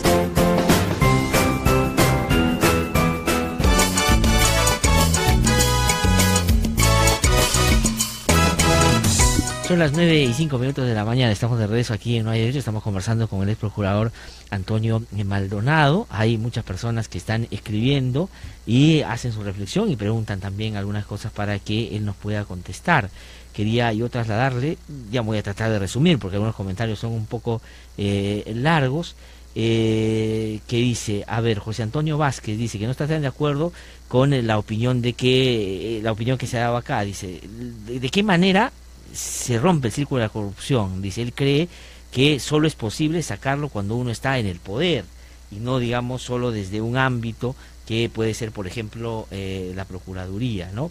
Después, otra pregunta que dice, que tiene que ver justamente con lo que yo mencionaba, los temas internacionales, es decir, cómo utilizar lo que internacionalmente se usa en otros lugares para atacar una corrupción que parece que localmente no tiene todas las herramientas. Digamos, de esas dos reflexiones le pregunto, y después ya otros temas vinculados a casos más concretos, ¿no? Sí, en el tema internacional creo que hay una lección muy importante y precisamente hace poco, en el mes de mayo, trajimos al Perú a su protagonista, ¿no? Que es la lección que nos da la experiencia de la Comisión Internacional contra la Impunidad CICIG en Guatemala, que es una experiencia exitosa en la lucha contra la corrupción, porque es exitosa no solo porque hace un diagnóstico correcto y adecuado del problema.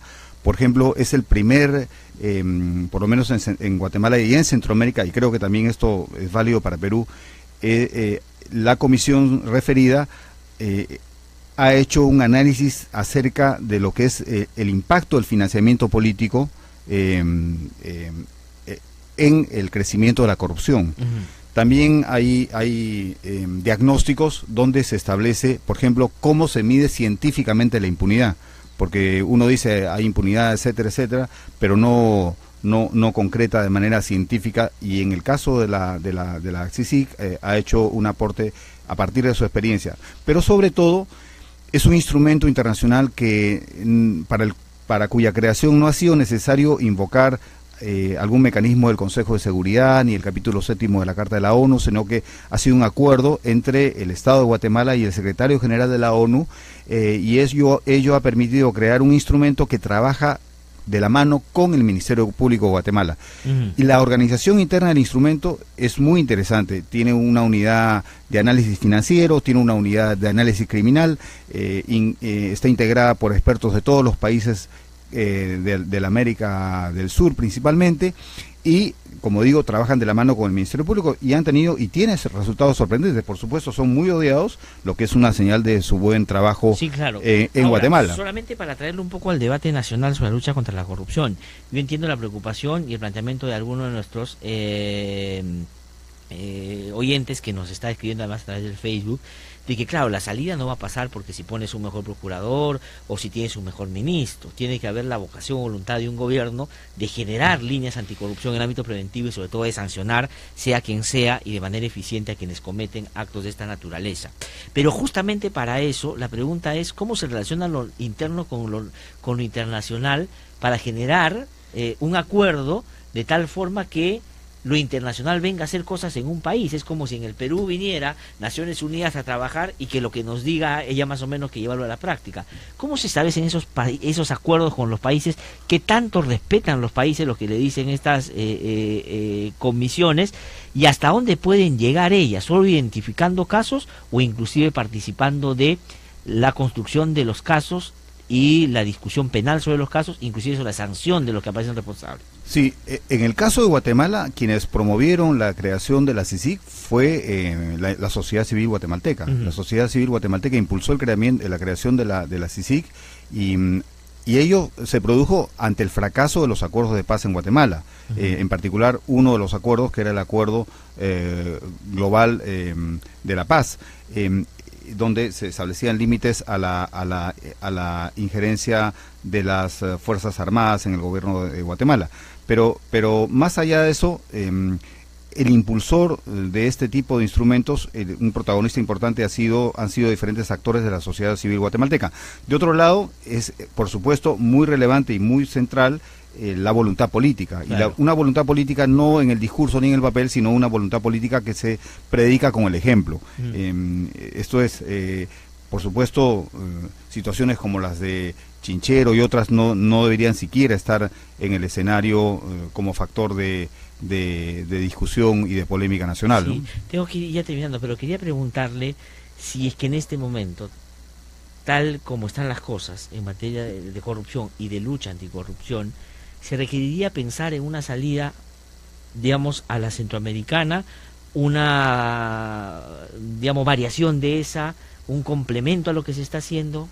Yo creo que mínimamente habría que pensar en un complemento, un mecanismo tal vez menos riguroso que el de la CICIG, pero un mecanismo de asistencia internacional que permita que expertos del mundo asistan al Ministerio Público en particular y por qué no a la Procuraduría si corresponde, en lo que corresponde a sus respectivos mandatos.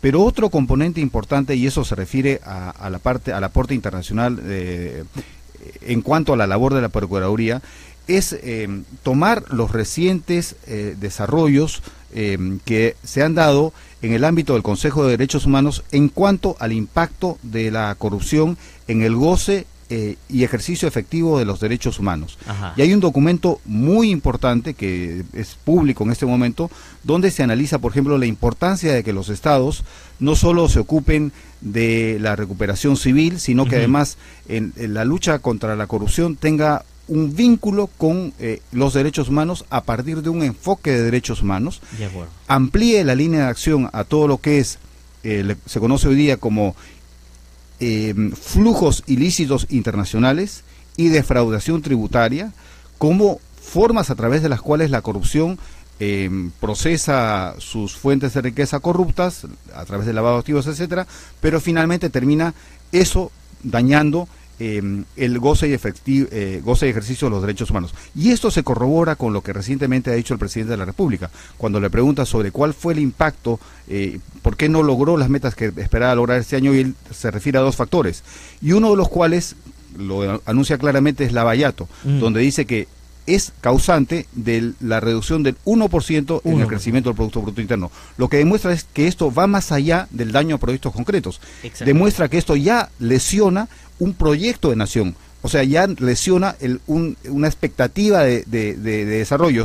Esto es, ya lesiona el derecho al desarrollo de este país. De acuerdo. Y esa es la perspectiva un poco de la cual hay que, por cierto, mirar las cosas y no solo en el inmediatismo, ¿no? Doctor Antonio Maldonado, muchas gracias, como siempre, por un gran haber placer, venido a conversar con nosotros. Otro día vamos a seguir conversando seguramente sobre otros temas también. Muy amable, ¿eh? Tengo que ir a una pausa breve y regresamos porque Gustavo Gorriti ya está en nuestros estudios para poder conversar con nosotros también de este y aprovechando su presencia, por supuesto, de otros temas también. Así que ya volvemos.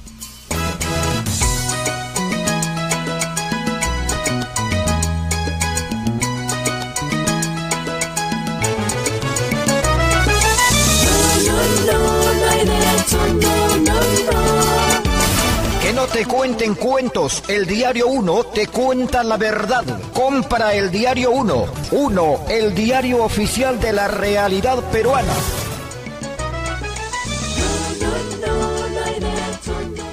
Buenos días, señor policía. ¿Qué deseas, mamita? Ay, papacito, denuncia tan llorada, quiero presentar una denuncia, papi, por violencia familiar. ¿Cómo? Papi. ¿Qué dices?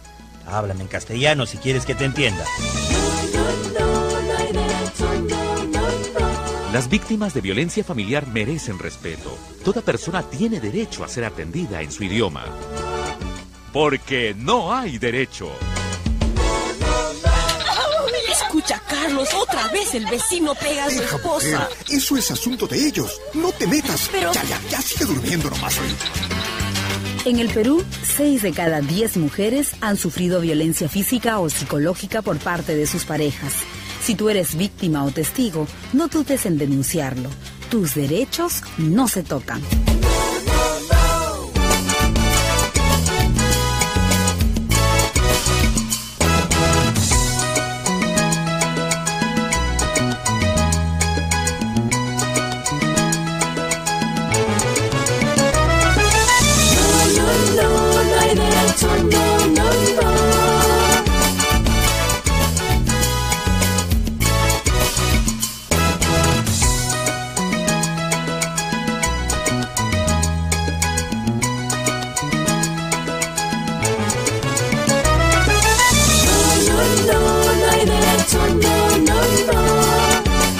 Y 15 minutos de la mañana, estamos de vuelta aquí en No Hay Derecho. Lo anuncié desde muy temprano y el Facebook está hace bastante tiempo preguntando a qué hora llega Gorriti. Bueno, Gorriti ya llegó y ha sido, como todos en Lima, esta hora víctima del tráfico también, pero ha tenido la gentileza de venir esta mañana para conversar con nosotros. Gustavo no necesita mucha presentación, es director de IEL Reporteros. Trabaja y ha desarrollado junto con otros colegas periodistas y algunos medios en distintos países de América Latina una red de periodismo, una red de periodismo estructurado, se llama, para responder un poco periodismo de investigación estructurado, que, digamos, de alguna manera juega con esto de que Odebrecht tenía una oficina justamente dedicada a coimas y que tenía un nombre más o menos por ahí, y además es el que, como siempre digo, más y mejor ha cubierto y lleva este caso adelante, el caso Lavallato. Gustavo, ¿cómo estás? Es un gusto saludarte, gracias por haber venido esta mañana. Gusto es mío, perdón por la tardanza, aunque siempre uno puede tomar como excusa esa ranchera de que no hay que llegar primero, sino hay que saber llegar. Te agradezco muchísimo, de todas maneras, por estar aquí, pero vamos, como tenemos menos tiempo que el que teníamos previsto, vamos a recuperar el tiempo perdido y ir de frente al tema. Gustavo, tu último artículo creo que es no solo contundente, sino ya cuenta la historia de lo que tú llamas un traslado de lo que podría haber sido la incompetencia de algunos fiscales a lo que puede terminar siendo ya un encubrimiento. Digamos, la incompetencia es como, pues no sabes hacer bien las cosas y te puedes equivocar, pero la incompetencia administrada de determinada manera o con algún nivel de protección se convierte en el encubrimiento. ¿Por qué llegas a esa conclusión? Ponnos una línea concreta del tiempo para de ahí transitar hasta esta afirmación que tú haces en el caso Lavallato. Bueno, primero digamos que la incompetencia es la equivocación continuada. Ajá. es la equivocación que se convierte en una especie de sistema involuntario. Claro, no es dolosa, ¿no es cierto? Es el no hacer, puede ser del todo claro, dolosa. es el hacer malas cosas porque no se sabe cómo hacerla y ni siquiera se tiene el don de la improvisación adecuada, exacta. Entonces, bueno, pero mira, en el caso concreto del que estamos hablando, que es un capítulo dentro de toda esta historia, es un capítulo importante que empezó con el interrogatorio que llevaron a cabo 3 fiscales de la Fiscalía de la Nación. Ya nos situamos en Curitiba, 15 de mayo 15 de de año. mayo en la prisión, en la sede de la Policía Federal de Curitiba, en Brasil, donde en la parte de prisión, de detención, está dentro del edificio, está ya alojado desde el 2015, salvo algún periodo pequeño en el que estuvo en otro lugar, Marcelo Odebrecht. Y hasta ahí llegaron 3 fiscales peruanos. Germán Juárez Atoche, que es un fiscal provincial, Alonso Peña Cabrera, que es un fiscal superior, entiendo que es provisional, y que es el encargado de todo el tema de cooperación internacional dentro del Ministerio Público. Es el encargado de llevar a cabo la cooperación judicial internacional de parte del Ministerio Público. Y Rafael Vela, que es fiscal superior, es el coordinador de todas las acciones de lavado de activos, pérdida de dominio, como le llaman ellos, digamos, lavado de activos, lavado de dinero, de la Fiscalía. Llegaron los 3, el que tenía, digamos, dentro de eso, en la parte de supervisión como coordinador y como fiscal superior de la de Vela. La de estar haciendo la relación internacional y todo eso era lo de Peña Cabrera. La parte ejecutiva, quien llevaba a cabo el interrogatorio, era Germán Juárez Atoche. Estaban también 2 de los abogados de Humala, estuvo también la procuradora de lavado de activos, Janet Briones, que no entró porque no quiso firmar el acta en la que daba inmunidad a Odebrecht y a todos los empleados relacionados, etcétera, con Odebrecht o con Braskem, como resultado de las declaraciones de lo que Odebrecht fuera a decir ahí. De acuerdo, y en todos los casos, porque una de las cosas que me dijo Janet Briones acá, me dijo era suscribir un convenio, un acuerdo, donde no podían imputarle nada en ningún caso. No. Toda la información que derivara de lo que se hablara allá. De lo que de acuerdo, y lo que se abriera, que digamos hay una cierta lógica en eso. No podía, por supuesto, tampoco ser una inmunidad que no respecto a cosas que no tuvieran absolutamente nada que ver. Pero estaba además esa inmunidad específica estaba dentro del esquema general de inmunidad que se le ha dado dentro de la así lo que han llamado la delación del fin del mundo, esa magna delación colectiva, corporativa, que hicieron 78 altos ejecutivos de Odebrecht, empezando por Marcelo y por Emilio Odebrecht. Cosa que en el sistema de justicia brasileño ha funcionado a favor de establecer los hechos de corrupción que se produjeron y, digamos, identificar las responsabilidades. Ahí ha funcionado bien. Por supuesto que funciona, por supuesto que funciona si se hace bien. De acuerdo, allá lo han hecho bien. Eso es importante decir. Allá se ha hecho bien y allá se ha hecho bien porque todo el sistema de delación premiada es un quid pro quo, es un te doy esto, me das aquello, constante, en el que tú a una persona que ha sido investigada, arrestada, con pruebas de un acto criminal, tú quieres obtener información de esa persona, mucha más de aquella de la que dispones con base en las pruebas que ya tienes. Entonces, esa persona sabe que va a pasar una buena parte de su vida en prisión y que va a tener una serie de restricciones, y que si habla y habla bien, entonces eso va a ir bajando en proporción al valor, constancia, profundidad de la información que da.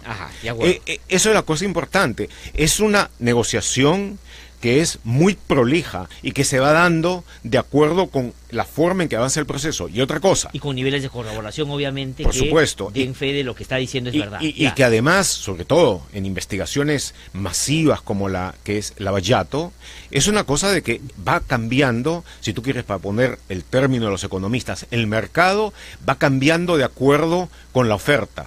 Porque si ha habido un grupo de gente importante, como sucedió en el caso de Odebrecht, de otras compañías, Camargo Correa, UTC, etcétera, que ya habían hablado y que habían dicho todo lo que sabían, entonces ya Odebrecht estaba en una posición desventajosa, porque ellos resistieron hasta que se quebraron. Entonces quedaba ahí, tenían que hablar y tenían que decir cosas que no había dicho nadie. Entonces ellos ofrecieron esto, no habla uno, hablamos todos. De acuerdo. Hablamos todos. Pero ese es el contexto. Y en contrapartida a todo lo que hablaron, y hablaron también para Suiza y hablaron también para Estados Unidos, aunque lo de Brasil fue lo central, en contrapartida se les daba una serie de reducciones diferentes en cada caso, pero además teniendo otra cosa presente. Había una serie de, hubo una serie de interrogatorios en determinados momentos, etcétera. Pero el sistema queda abierto por un plazo largo, de varios años. Durante ese plazo, cada vez que una autoridad fiscal brasileña, es todo eso dentro de Brasil, les requiera, de la manera formal, por supuesto, preguntas, ellos están obligados a responder con verdad. De acuerdo. Y eso no es lo que, responden con verdad. Y pierden el beneficio. Y pueden perder. Corren el riesgo de una parte o todo el beneficio. Ya, y tú en tu artículo de Caretas ayer y de Dile Reporteros das cuenta de esa como una posibilidad de volver a interrogar a Barata, y si uno quisiera a Odebrecht, a través de Brasil. Pero quería yo que nos citemos otra vez en ese 15 de mayo. Entonces, está los 3 fiscales por el Perú, están los 2 abogados de Ollanta y de Nadine Heredia, y la procuradora de Odebrecht, y el procurador fiscal brasileño Orlando Martelo, fiscal federal de la Fuerza de Tarea de Curitiba, y también es de Sao Paulo, que es quien está a cargo de todo. Ya. Y es el que maneja todo. Es el que maneja, es el que dirige. Entonces se da, y quisiera que vayamos a los puntos que tú además no solo has investigado, sino que también has publicado, que a ti te parece que fueron los puntos que los fiscales o el fiscal Atoche debió tener en cuenta, o para otras investigaciones, para repreguntar en ese momento, o para, digamos, abrir un poco más la baraja para profundizar en lo que él mismo había ido a buscar. Bueno, él llega con un cuestionario de preguntas. Es un largo cuestionario, buena parte de esas preguntas realmente sirven de poco, pero son leídas por Martelo. O sea, y Martelo las hace y Marcelo Odebrecht va respondiendo, y en el determinado momento, cuando se habla sobre las circunstancias en las que se da la donación de $3 millones, que de la donación pedida de 3 millones, o se autoriza, mejor dicho, la donación de $3 millones pedidas por el PT a través del entonces ministro y ex jefe de la Casa Civil de la Presidencia, Antonio Palocchi, a Marcelo Odebrecht. Entonces él se comunica, como era lógico, aunque se comunica directamente con el superintendente del Perú en ese tiempo, Jorge Barata. Y a Odebrecht lo llama. Se saltó un poquito porque ya había un vicepresidente, si no me equivoco, Mameri, pero él decidió hacer directamente la gestión. Entonces, Marcelo Odebrecht cuenta eso. Y a continuación, abre su relato para decir las circunstancias. Y él dice que cuando le pide a a Jorge Barata, que de los 3 millones... Que el Partido de los Trabajadores me ha pedido que le demos a Ollanta, exactamente, siente que el otro reacciona mal. Barata. Muy desagradado, y le dice, Barata en ese tiempo era una parte importante de la estructura de la estructura gremial de los empresarios en Perú. Hay que recordar eso. Era se lo consideraba uno de los empresarios más destacados y con mayor influencia. Entonces, muy desagradado.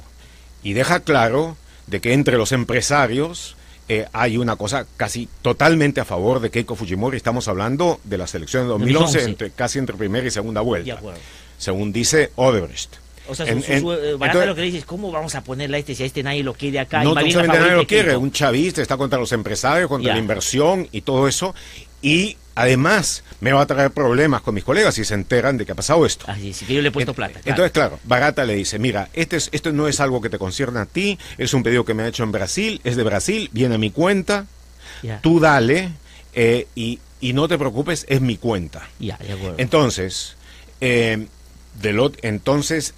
lo piensa un poco más, parece, y después le dice a Barata, en su relato. O sea, él está hablando ante los fiscales peruanos, los tres, los abogados de Antumar, los abogados de Odebrecht y el procurador Martelo, y dice todo eso. Es decir, y dice, y hay que ver, porque la transcripción recoge toda la oralidad, la forma en la que se está hablando ahí. Entonces dice, bueno, pero yo le dije, mira, si tú tienes temor a represalias, dale más a Keiko. Ajá.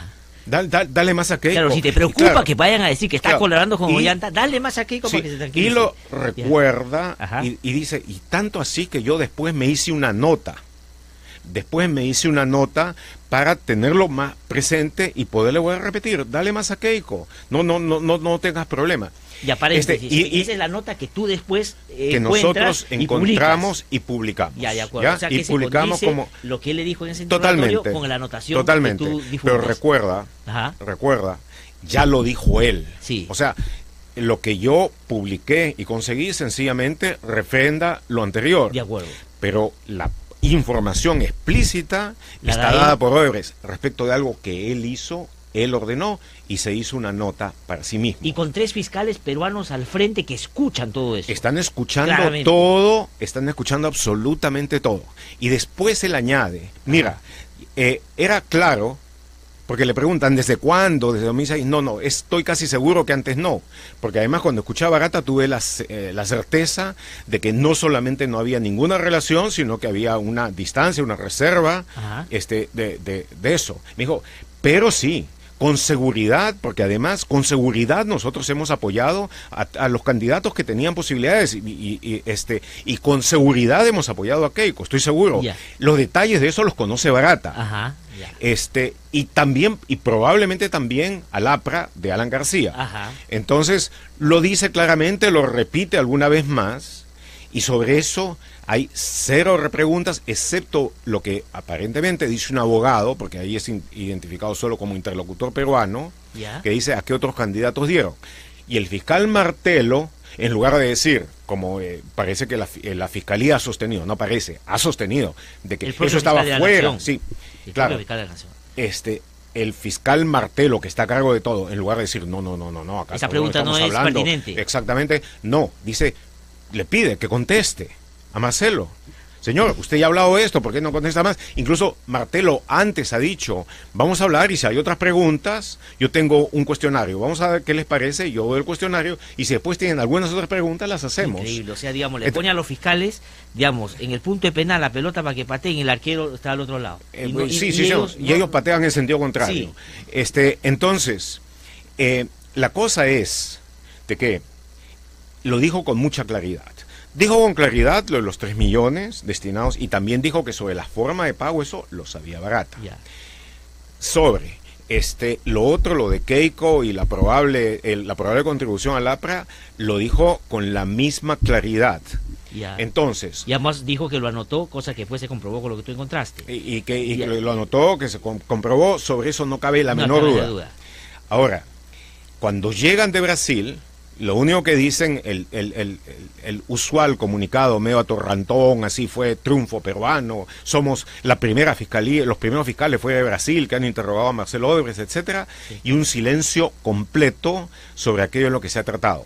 Cuando yo, sobre la base de hacer varias entrevistas con diversas fuentes, y a estas alturas me imagino que cuando digo diversas fuentes, está claro que fueron diversas. Digamos, por los hechos que después se han corroborado. Sí. Entonces, sale unas horas después un comunicado del Ministerio Público diciendo no, estricta reserva, total confidencialidad y lamentamos que se haya faltado a la verdad por parte de una versiones, no faltado a la verdad, que se faltan a la verdad. Entonces, claro, eso dio lugar a que se desatara una ofensiva frenética, histérica, desatada de toda la trolería, de todos los lumpen del internet que está más o menos ligado con esto, como indicando como que yo había mentido, puesto que lo decía la fuente pontifical de la Fiscalía. Bueno, los que mintieron fueron ellos, ¿no es cierto? Y mintieron con todo cinismo, porque después, incluso cuando publiqué en eso, yo les dije, se viene más. Se viene más. No se arañen mucho porque se viene más. Sí, pusiste en el artículo. Si esto los ha arañado, espérense porque estamos comenzando. Bueno, y poco tiempo después publicamos lo de la nota Y entonces ellos dijeron, eso no obra en el expediente, no lo tenemos. Volvieron a sacar un comunicado. Diciendo que no tienen ese documento acá y que por la vía formal han solicitado. Que pues, no, que están investigando, como si no hay en el expediente aquella vieja cuestión, lo que no está en el expediente no existe, ¿no es cierto? No, pero digamos, pero para que exista en el expediente, el fiscal tiene que hacer su trabajo pues y traerlo. Exactamente. Pero lo más importante de todo, tenían una información importante, si habían ido para ver si es que había 3 millones de colaboración allá en Tumala, el otro les dice que hay más a otra candidata. Bueno, eso no dale 500 más en la eventualidad de que le dieron 3 millones a todos, por lo menos me imaginaría que 3,5 millones le dieron a Keiko. Eso es lo que uno puede suponer. Claro, pero Barata lo sabe. Cuando lo dice, cuando le dice, dale más a Keiko, y después sale, dale 500 más, entonces uno dice, pero si habían ido hasta Brasil por los 3 millones de Humala, y aquí dicen que hay por lo menos una cantidad igual a otra candidata, y no investigan en forma inmediata eso, así entran en silencio, eso se llama encubrimiento aquí y en cualquier parte del mundo. Y antes no de solamente eso no habían preguntado, habiendo el fiscal Martelo habilitado la posibilidad cuando uno de los abogados que estaban ahí preguntan. O sea, no solo no preguntaron, sino pues no han investigado. No hicieron ninguna investigación, no hicieron ninguna diligencia, no hicieron nada de nada en ese aspecto. No solamente eso, lo negaron indirectamente con eso que se falta la verdad, etcétera, lo negaron tenerlo. Una cosa más, Barata, que obviamente sabía lo que había pasado en Curitiba, pues son los mismos abogados finalmente que lo defienden, en ese momento pide desesperadamente a la fiscal de Río, donde tenía que tener una diligencia que estaba pactada con Juárez Atoche, pide que no se haga porque según él, según dijo, se había faltado a los términos de la inmunidad al haber Juárez Atoche. Este dato es importantísimo, escuchen oyentes. Sí, al haber Juárez Atoche embargado cuentas que él tenía, alguna de ellas por 13 millones de dólares. Para que el oyente decía, es decir, había un acuerdo donde a cambio de información tú no podías encausar ni abrir investigaciones a determinados personajes, entre ellos Barata. Le dabas inmunidad. Sí. Pero ¿qué pasa? Que Barata después de este interrogatorio dice, yo no voy a colaborar ya con esa investigación. Pido a la fiscalía a la fiscalía brasileña, cosa que la fiscalía después brasileña, que no me obligue a hablar porque se ha faltado la inmunidad. Y la fiscal federal brasileña de Río dice, en efecto, se ve de que se ha irrespetado los términos de inmunidad, en consecuencia, exonero completamente a Barata, no se debe realizar esta lo que los oyentes tienen que saber es que a lo que se refiere Barata, a ese incumplimiento es a una investigación por lavado de activos que le abre Juárez Atoche, sabiendo que eso podía petardear la posibilidad de que vuelva a hablar Barata. Ahora, creo que no se haya dado cuenta, ¿no? Claro. Ahora, hay una cosa que decir. Eso se da antes del viaje a Curitiba. Pero sabía él que la consecuencia sabía perfectamente. Era que no hablaba. Eso es parte de la guerra civil con Hamilton Castro. Eso es parte de la guerra civil con Hamilton Castro y parte, digamos, de la anarquía investigativa que hay dentro de la Fiscalía de la Nación. Entonces, pero lo hace Barata, la fiscal aprueba eso, y lo más interesante de todo es que en lugar de insistir, en lugar de decir, oiga, escuche, esto se dio antes, yo estoy dispuesto a de que sobre las cosas que él me diga no va a haber ningún tipo de cosa, no va a haber puedo darle inmunidad. En lugar de eso, Juárez Atoche, primero en una conferencia de prensa, dice que la información de otros aspectos que dio Arcelo Odebrecht, lo que acabamos de decir, era poca cosa, no significaba nada. Aunque era exactamente lo equivalente a lo que dijo sobre Ollanta. Sino que lo de Ollanta se corroboró con Barata, que ahora no se puede corroborar porque Barata ya no quiere hablar. Exactamente. Y luego, 2 días después, Juárez Atoche oficialmente se desiste, hace una resolución en la que se desiste de preguntar y de interrogar a Barata. Ya no hay nada que hacer, con lo que cierra en forma más o menos inmediata la posibilidad de la investigación concerniente a ese aspecto en concreto.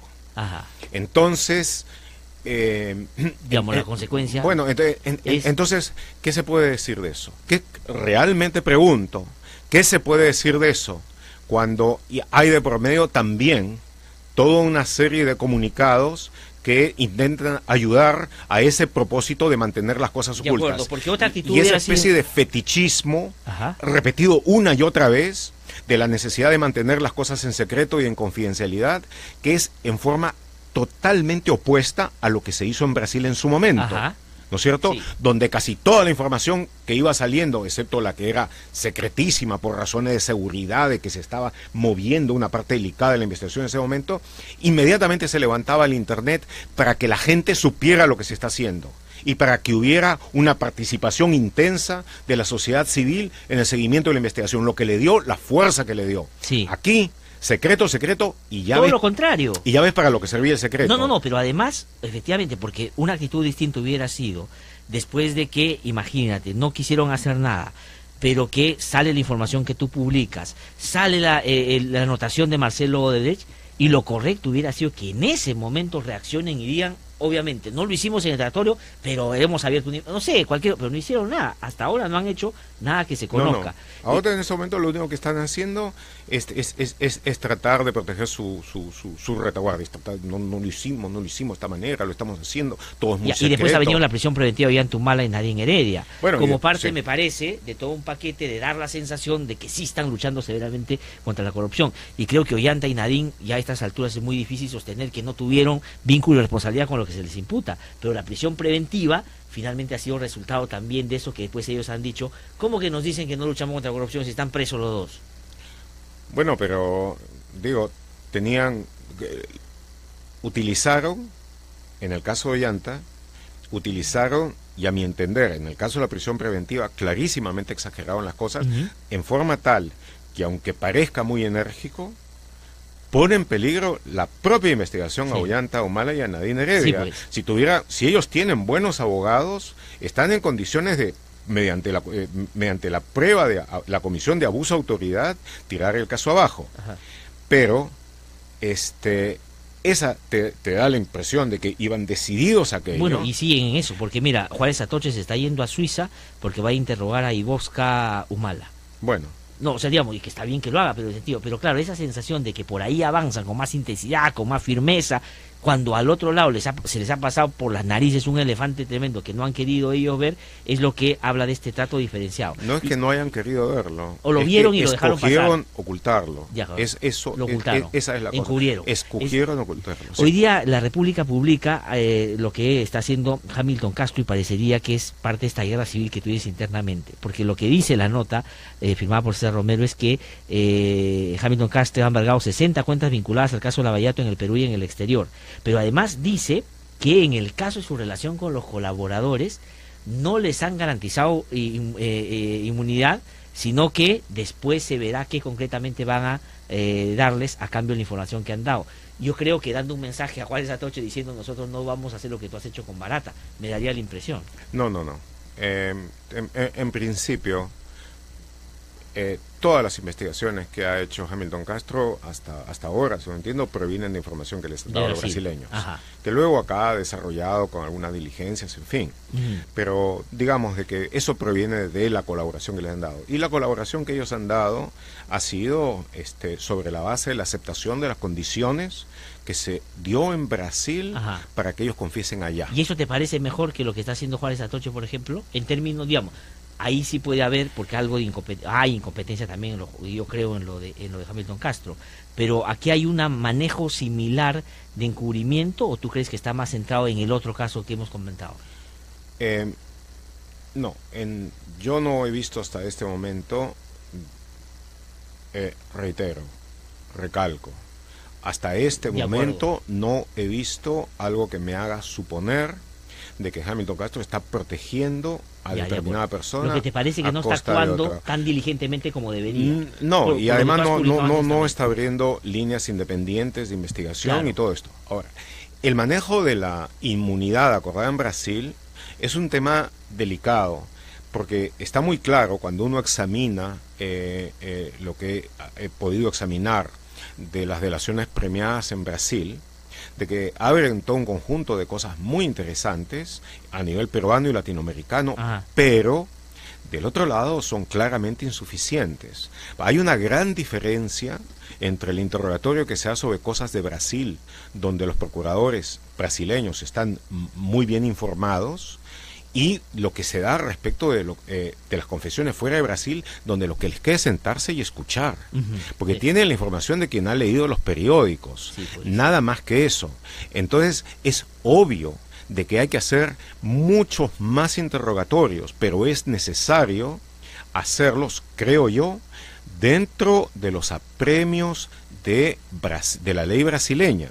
Yo creo que es importantísimo tener una colaboración activa por parte de la Procuraduría, la Fiscalía brasileña, en ahondar sobre ese y muchos otros aspectos sobre los que tienen todavía que hablar, como en unos minutos. Mira, salió en el interrogatorio con Marcelo. Sí, por eso te quería decir, porque está preguntando, y la gente de verdad, Gustavo, agradece y celebra que haya venido, verdad que hay comentarios excelentes sobre tu presencia acá y con la claridad que has explicado este caso, hablan del Ministerio Público, en fin, no voy a referirme, tal vez el lunes lea los comentarios porque son un montón, la verdad, pero lo que pregunta la gente es, los que celebran el silencio de Barata y la actitud del Ministerio Público, que está siendo encubridor en este caso, ¿deberían estarlo porque ya no hay la posibilidad de entrevistar a Barata, o hay esto que tú dices en el artículo, la posibilidad, creo que lo que estás desarrollando ahorita, ¿no?, que se puede hacer por cooperación a través de la justicia brasileña? Sí, hay dos maneras. Sí, porque tenemos que terminar, lamentablemente. Hacerlo directamente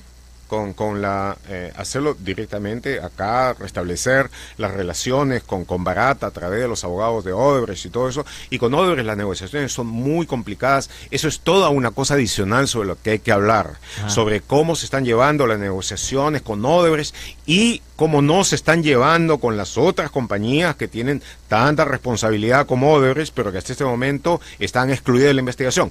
Ese es otro asunto, y me parece que no tenemos tiempo para tratarlo, pero recalco, es un asunto sumamente importante. Ahora, pero yo creo de que los abogados de Odebrecht estarían dispuestos, en el contexto de las complejas negociaciones que tienen, a que la posición de Barata se reconsidere. Sin embargo, es muy importante, por supuesto, para cualquier investigador, y eso comprende a la Fiscalía peruana, es muy importante de que se tenga una posición de cierta fuerza en el interrogatorio. Y esa posición de fuerza se da en Brasil. Lo primero hay que querer, ¿no es cierto? Que es lo primero que tiene que uno superar. Pero eso no hay ninguna duda. Y segundo, cuando va, tiene que ser lo suficientemente contundente el interrogatorio, es decir, llevar información informado y hábil, efectivamente, pero es posible. Es totalmente posible.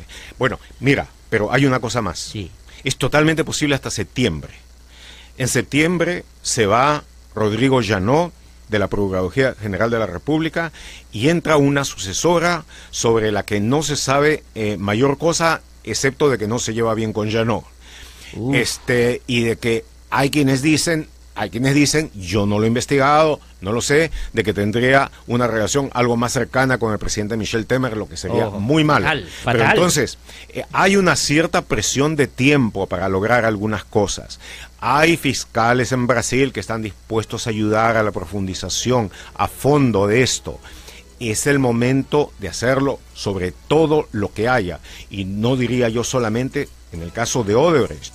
Creo que es muy importante también hacerlo con otros que han confesado en Brasil y que no han confesado aquí. La gente de Camargo Correa.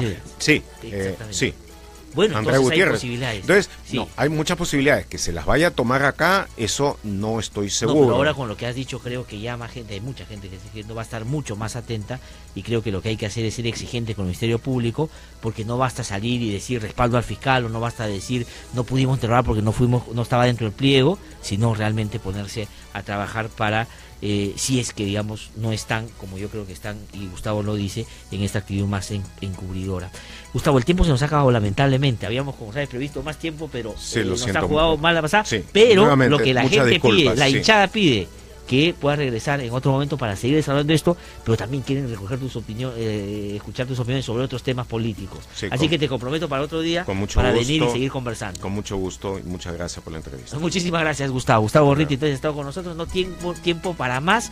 Un abrazo especial a mi amigo, colega, a mi editor general Edinson Uriarte, que cumple años mañana, ¿no es cierto? Pero como mañana no hay programa, lo saludo hoy día, ya más tardecito vamos a ir a compartir con él algo esta mañana. Y a ustedes, amigos y amigas, nos encontramos aquí el lunes a las 8 en punto. Muchas gracias por su sintonía.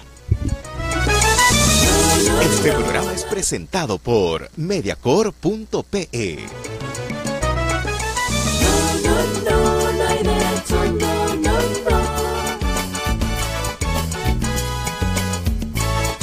El Instituto de Defensa Legal presentó No hay derecho, un espacio de noticias, diálogo, debate y participación.